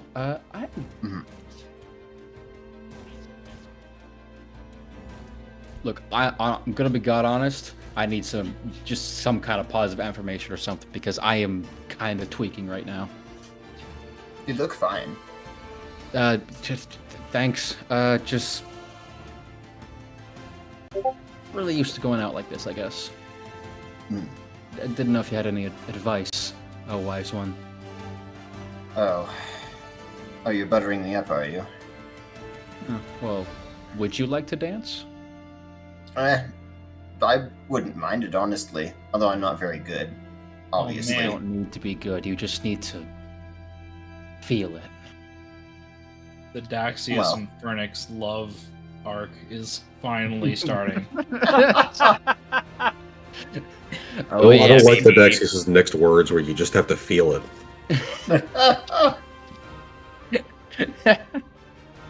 Go and Feel the music in your veins, and maybe one or two other things. We'll get Oh, to your no. rose under glass in the next chapter. What kind of veins are we feeling? The Well, Whose veins specifically? yeah. do feel particularly useless without being able to cast any magic or anything. Just let me take the lead. It'll be all right. Well, I'm just trying to say you're not the only one made uncomfortable by all of everything here. Yes. Well, you are helping me ease my discomfort a little bit. If I can ease yours in any way. Please. Absolutely. And I'll extend my hand out. Yep. He takes it. And I'll just, as we're on the dance floor, I'll just, all right, just step forward and back to the rhythm. There you go. You're doing it. And I'm just gonna guide them through it a little bit. And, It's not too horrible. You see? It feels good, right? Just feel the music in your Certainly. veins. Don't overthink it. Just move to the beat. There's no How is this wrong supposed to be? answers. I don't get how this is supposed to be relaxing, but It's. I suppose if you're looking for relaxation, it's more of the liveliness of it all, the freedom to express yourself and be however you want. It's more about I it's different for each person. For me, it's a little bit more of an instinctual, tribal almost feeling. But it's just, if it's not for you, I don't mean to force you. not being forced at all. It's just not something that I'm very much used to. A little. Bless you. They sound like they're having a bit of the old nose candy. Oh yeah, Sven's a little stuffed up lately. I've noticed. He'll be a little sick. Yes. This does sound kind of cute when he sneezes, though. I have noticed that. Is he Pocket Cat with a huge joint? Yeah. Well, if it's something that reminds you of, well, of other things, I can certainly see why it would have the appeal. It makes me feel like I'm at home. And, well, how does it make you feel?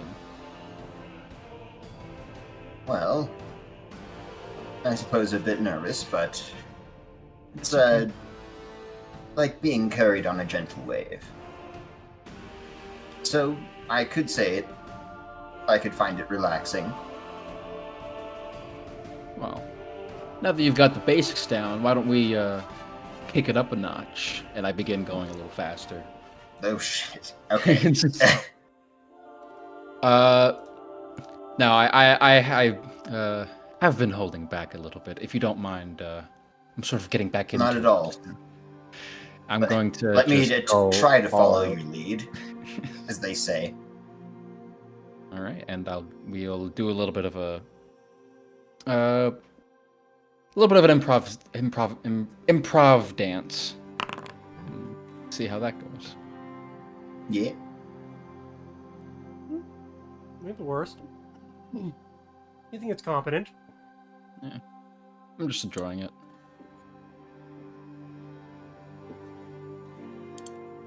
Swing dancing. And I think eventually I'll bring back over the halfling, and I'll show them like, hey, it's my friend Fernix. He's not much of a dancer. You want to help show him the ropes? She seems pretty delighted to do that. Like, kind of has that look on her face, like, oh boy, new friend, like that kind of thing. She And doesn't gra- bite. you. She grabs your hand and is like, let's go, let's go. All right. Those of you who definitely aren't into the dance, you do notice that there are people gathering out on the terrace, where there are, I guess, some of you who might be a bit more familiar with the South, where they are playing shovelboard.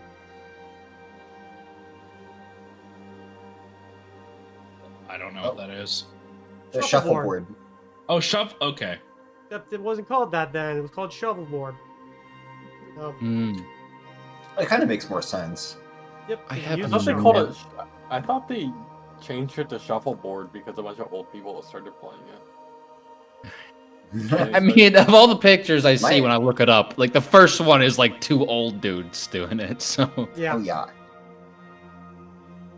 It's because But it's hey. Brand new thing at this point. I'll it's partake a in low the shuffleboard. low impact but exercise nonetheless. Mm-hmm. Mm-hmm. All right. So time goes by. Petal is she's a good dancer. I'm not sure if she's a great teacher, but then again, she has this attitude of like, do whatever. Like there is no wrong answer. And like even as like others around her are like looking at her kind of strange, she does not give a shit. Not a single fuck can be given. Not a single fuck can be found. You can look at the fields where she groweth her fucks, and it is barren. Nice. Let me see. I can just do a straight perform roll if it'll let me have it. Yeah, I think so. hey, you Nice. did better than me. Yeah. Not a not bad. 3. So it's the best roll so far. Woo. It comes out okay. I would definitely say like you're not sure if you have natural talent or you just pick it up from Petal, and you just it's that feeling of like, oh, who cares? Just do it. And it comes out pretty okay. In a strange way. I will just as he's dancing, I will use inspire confidence to bring competence to bring that to a 16. Alright. That is a sonic effect, so that it would be possible even with magic cow, I believe. Mm-hmm. I mean, all it is just me tap dancing with bells. So. Mm. Ah, okay. Hey, not too bad. Yeah, you feeling it now? Okay, I think I can see what you're talking about. Yeah. Let that music flow through you. Those of you outside get to have a little bit of joy pushing around pucks of stone across the ground as hoity men in too tight pants and too big jackets get very excited over how far it can be pushed and with what accuracy. Vic, what do you do this entire night? I mean, other than look vaguely uncomfortable, probably not a whole lot. Probably just people watching, mostly. I'm trying to avoid conversation where necessary. Fair enough. We You just, see Talia dancing with Captain Yeager. You see the prince out a few times dancing with this person or that, including Aletha. You actually also see her dancing with Ash as well. Because he doesn't give a fuck either. having a good time. Fair enough. People get progressively more drunk. The dancing becomes significantly less decent as time goes on as a result. Eventually the music kind of works its way to a close where it stops being about dancing and starts being more about just listening. Time comes and finally you hear somebody call out, "A few minutes to the fireworks!" That's about the point that the musicians wrap up their set. And people start kind of moving out onto the terrace and lawn. If I'm still dancing with Petal, I'll be like, oh, shall we? Yeah, she seems very excited to go see that. She says to you that she's seen it in the past, but that every show is a little different, and that's what makes them special. Use the change in attention to basically just slowly back out of the party and start heading out. Maybe giving a slight nod to the rest of the group as he's walking out. I'm just gonna make a quick roll for myself. Okay, never mind. Okay.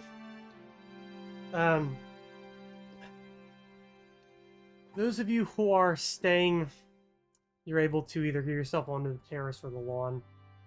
Vic, nobody stops you. The man who is at the coat check is like leaving as you're coming out and like goes back to get you your stuff before like leaving with you to go see the display.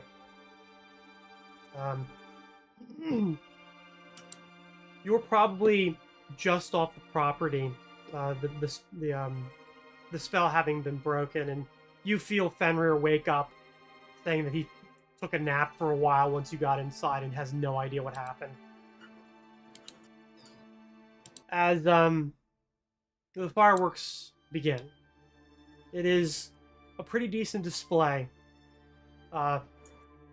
Batteries firing off from the city walls and from the top of the freehold, creating a show of bright yellows and greens and blues, mixing colors and shapes, loud noise that brings a lot of excitement and joy to the raucous crowd of drunkards standing around the castle. You can hear like music, cheering, whistling, things breaking, singing out in the city below as the fireworks go up. The show lasts a good 15-20 minutes, and while To modern eyes, it might not have been impressive, but for those of you who have never seen a display like this, it is unreal. Night turned to day without using any real magic, as far as you know.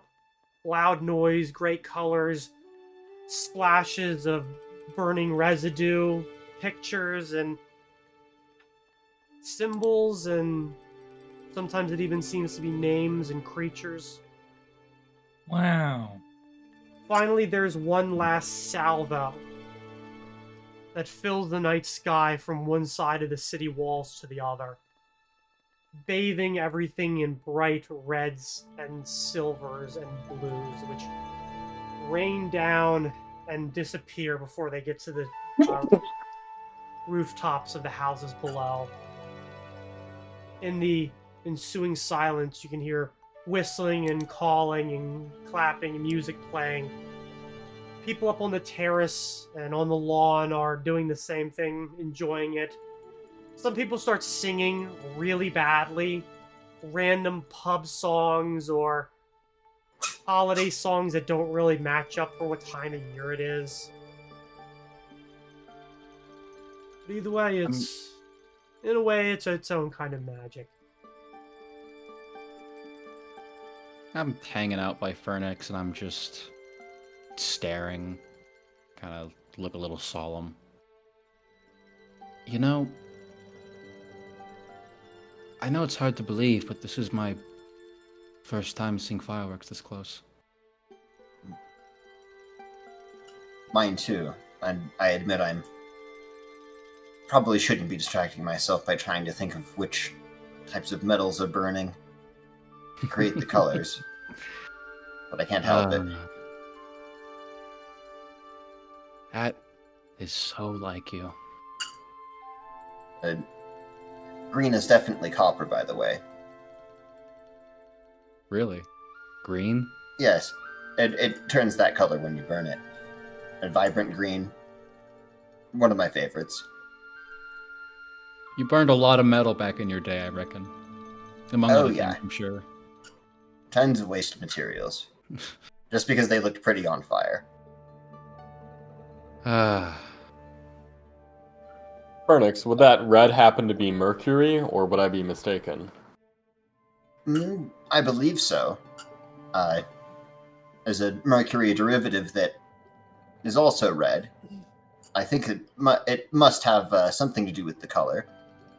Would it could also be red phosphorus, perhaps? Right. It's true. I just mumble under my breath, God, you guys are such fucking nerds. Do you have thermite where you're from, or is that only in the Skyholds? I don't know if I'm familiar with a thermite. It'd be anything like what would they call that? The potassium. That's the one. Oh, yes. Potassium. What's sodium? Does it matter what material it is, really, at the end of the day? I mean, I guess if you want to make one, but Not if you're putting thermite on it. It can bite through anything. I don't think anyone here Right. knows what the hell that is. Potassium does violently explode too. On contact with water. Yes, or air. Interesting. Which is I just think...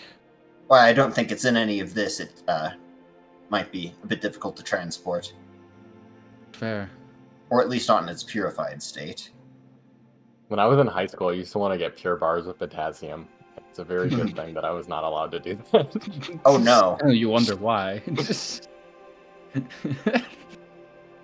Can't it just be pretty? I mean, all your nerd talk is kind of ruining the moment. That was what I was saying. With who? Between you and Fernix? Just, no, not just. I just think it's pretty. I just like the colors. As simple-minded Yes. as that might be. You can use it for inspiration for your next painting. I bet you could do a piece and sell it before We leave Innsbruck. It's a good thought, but my paintings are not for sale. They're, Well, you don't necessarily have to sell it. You could give it to someone you've made a connection with in the city. I had something like that in mind, yeah. I think anyone would appreciate a painting of the fireworks. I'll make it my next piece. Just put me in the nude. Like, just, being lit up by the fireworks in the corner. That is something to ask Natari to do. So Natari would do that for me. She absolutely would.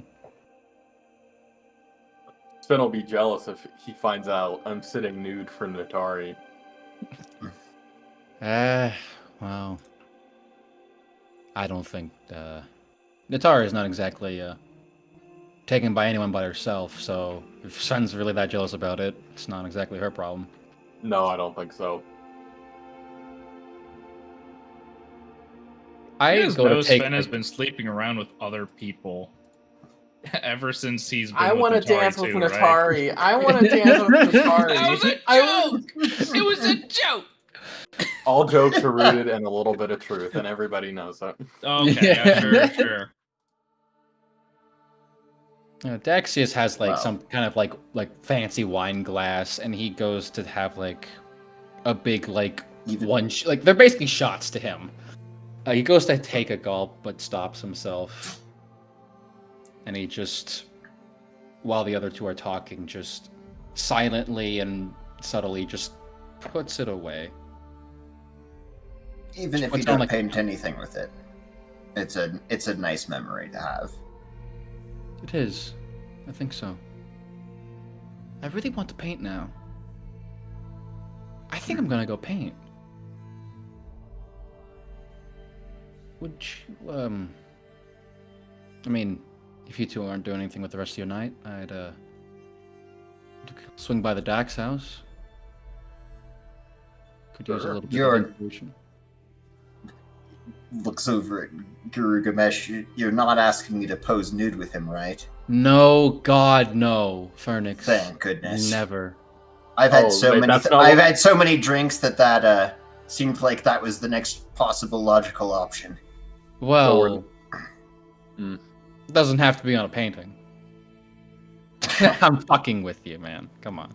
Great. Plus, I think we do have other plans. Yeah, fair enough. Well, can they wait until tomorrow? It's a nice night.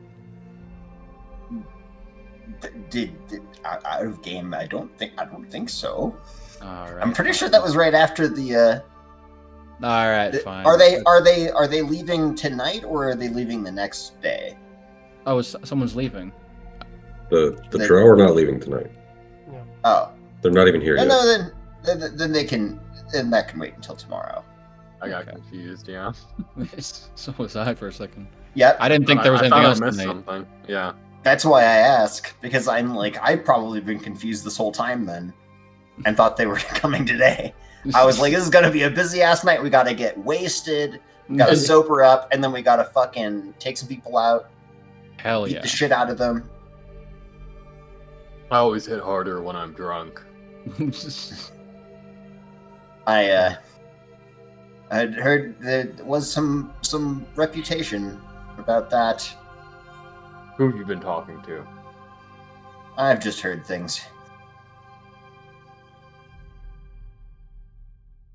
Do we plan to depart then? Yes. Certainly. Before I'd go, I would like to say a quick farewell to the to Petal. Please excuse me for a moment. Oh, shut your mouth. And I'll quickly walk over the Petal.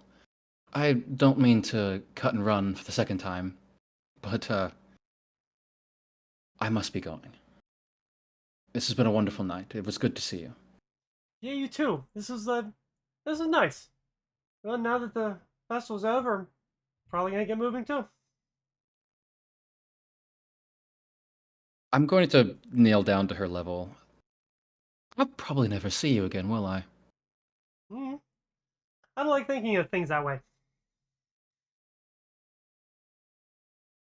Well, in that case, for the next time we meet, I'm gonna pull out my mask that I always wear in my kitsune form whenever I'm like in a fight.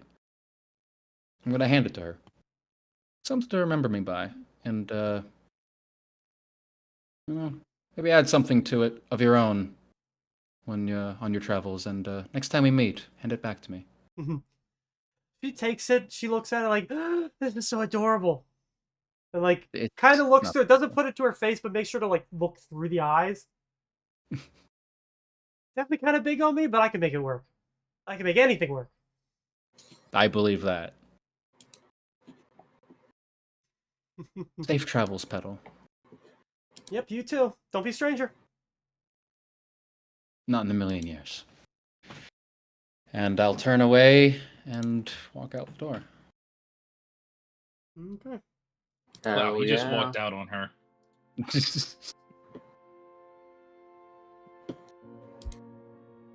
Oh. Assuming that's mostly it for you guys for today. So I think Sven is gonna go to Yeah. the Lion and Lady to meet with one person. I Actually, will we're gonna say, go for paint. Flair, while the fireworks were going off, Sven was thinking about how he kind of wanted, like, as they're going off, he was thinking, this would be nice to see with Natari. Yeah. Aw. Like the spy from T Fortress 2, right behind you. Ah, oh god. I've been here the whole time. Oh my god! She still stabs you. Yeah. There's a non-zero chance that she might, just for fun. The rest of you, what are you doing? What time is it? Closing on 11 o'clock. Excuse me, 11 p.m. What time do we have to get up tomorrow, y'all? You don't know.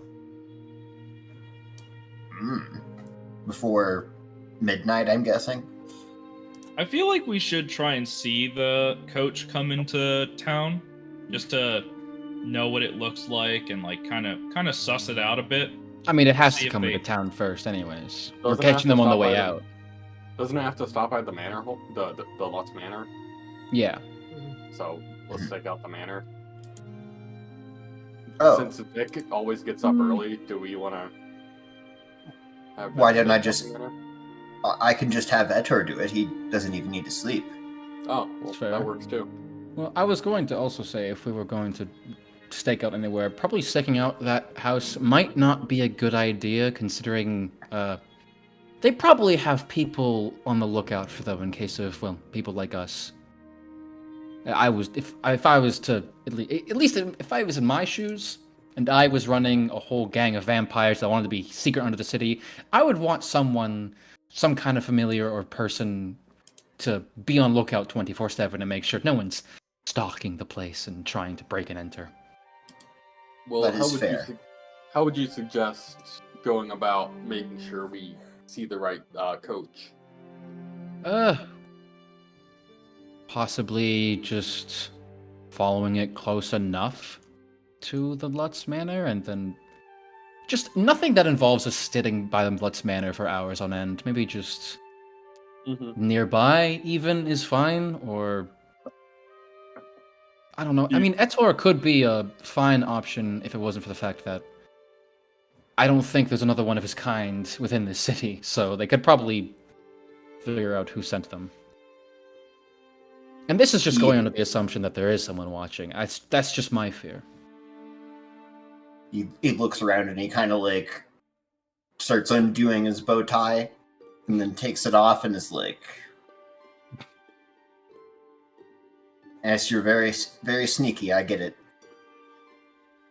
Well. You're trying to say that he can look like part of the stonework, possibly, but Oh, actually, that is a very good point. Maybe Etor could Yes. do it.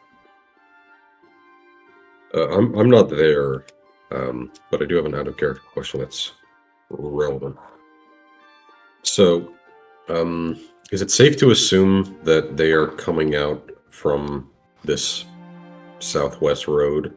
Because we know they're coming from the south. Yeah. And so I did make my little shrine thing just down at the end of that road towards where the first branching path is. So we're looking for a place to hide that they're definitely going to pass by.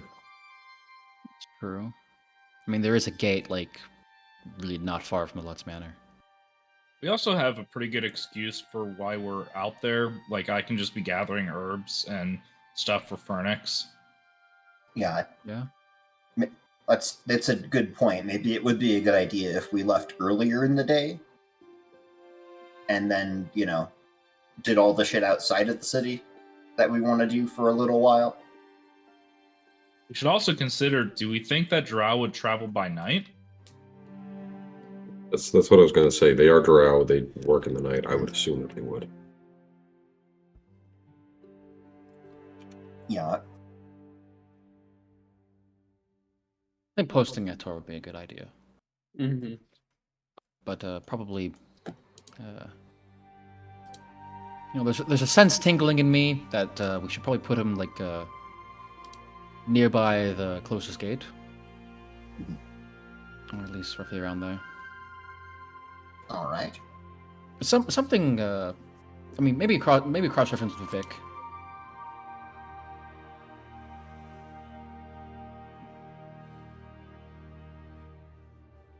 As long as we're out there, though, I was hoping briefly to maybe do some hunting.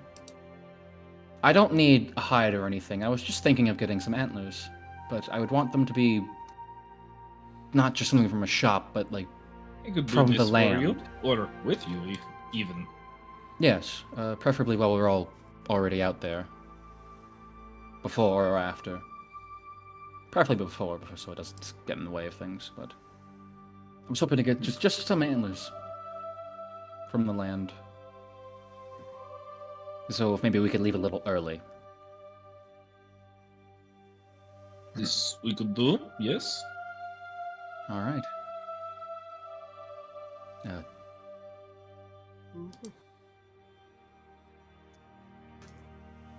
All right. Well, in the spirit of keeping things moving, Sven, you are able to meet with Blinks at the Lion and Lady. He is interested in the proposal. She says that depending on who they serve and their rank, he would probably want to beat the ever-loving shit out of them. He won't kill them if you don't let him, but What if I told you that they serve vampires? Drow don't serve vampires. Drow barely serve themselves. Perhaps not serve, but work with. I can believe it. They work with a lot of unholy creatures, devils and demons when they can trick them into a pact. I mean, hell, they work with Dwerger. Not too much lower down the totem pole than that.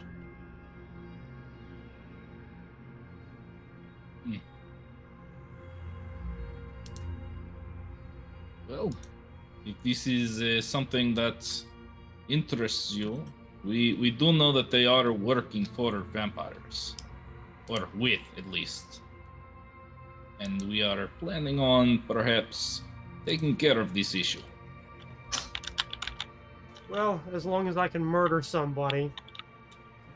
Sure. What would be a fair rate for something like this? Someone who has expertise.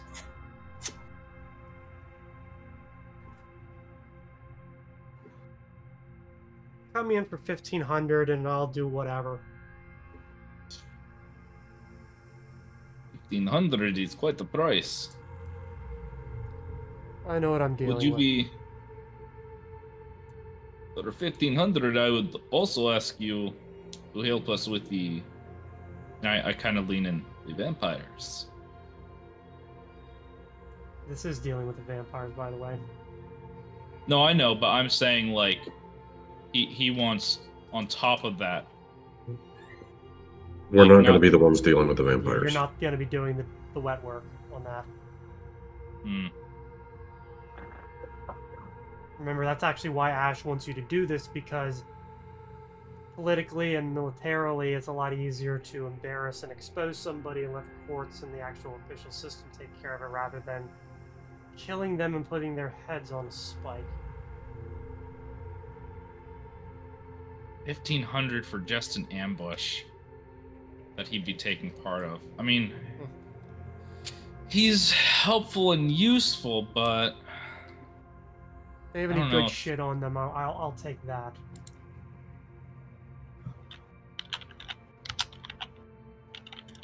yeah, I'll shake on that. I don't know how strong this drow is. You just go ahead and shake on it without talking to any of the other 5 party members. Yeah, right. Just commit to letting him Um, take all of the loot and the credit before even telling us that you're having a conversation with him. I'm sorry. I meant yeah, right. Okay, so Sounds good. Sven- Where's modify memory again? I more meant like Sven's okay with that, but he has to talk to the party. Okay. So I guess he'll invite the party over to talk about it, and it is getting close to the end of the session, so this isn't a bad place to pick up next time if you guys wanted to, especially if Joel has to go. I actually, so far, work hasn't said anything. Well, I was Hmm. going to make that determination as the game master, but I don't think we need to have this be a whole conversation. yeah, that's why I was trying to make it not really. Okay. Guys, do you want to have this guy? Probably not, and I think Vic is probably mildly annoyed that you're talking to more people about the vampire problem. Yeah. It's like you're running out of people who you can tell. I specifically was talking to this guy because he hates Drow. Who doesn't hate Drow? My grandma hates Drow. Okay, yes, but he was soul-colored by them. Yeah, but Yeah, that doesn't mean that we can just give him all of our secrets for free. They spit in my mashed potatoes at Cracker Barrel. Well, here's your first mistake. You went to Cracker Barrel. I like their biscuits. Sue me. the biscuits are really good. I don't think it's necessary. I'm uninclined to drop 1,500 gold on one person. Yeah, we don't need him. He also, take I our think, was money. part of the group. Yeah, He he was part of the didn't group that I even think win the performed. arena. Yeah, he was part of the group of the last 3 that performed the worst. So not to say that they wouldn't be capable. It's just like, why would we? And you saw the Valier Society's higher ups today. I don't think we need to be making our group any more diverse. All right. So we'll pass for now, but I want to be drinking buddies with this guy. All right. Daxius, you spend, I'm assuming, some time doing your painting? Yeah, I'm gonna just paint some fireworks, and it's a fairly, like, not a spectacular piece, but it's a nice piece. Mhm. Like one, if I wanted to, I could sell it to a person that really likes fireworks or needs something in like a back of a room or something. Mhm. But I'm just going to take this and I'm going to hang it as a centerpiece in the Dax house. Just somewhere that's plainly visible as soon as you enter. Above the pile of broken IKEA furniture. Yes. Yeah. Vernix, you're setting Etor up to watch over the manor hold. Yep. Yeah, I give him instructions on what to look for, and then to basically just come and find me as soon as that happens, and where we will be, at what time, etc. Okay. using sun marks. Because he can just look at the sun and tell what time it is. He doesn't care about going blind. Mhm. I don't think you need to stare directly at the sun to know where it is in the sky. No, he does. Yes. But he Okay. wants to. Yeah. He Okay. doesn't get the uncomfortable feeling, so he's just like, oh, it's a big shiny thing. Vic and Giru. I was going to craft. Vic, what were you going to do? Nothing particularly interesting. Probably, I mean, we're gonna have to have a conversation about the plan for the ambush at some point, but more or less, he's gonna start packing up some of the supplies that he bought, specifically the like mini repair kit for the coach, and just basically prepare to move out and stash somewhere. We have a set time on when we all want to be up, because that will probably depend. That will probably determine how much I craft tonight.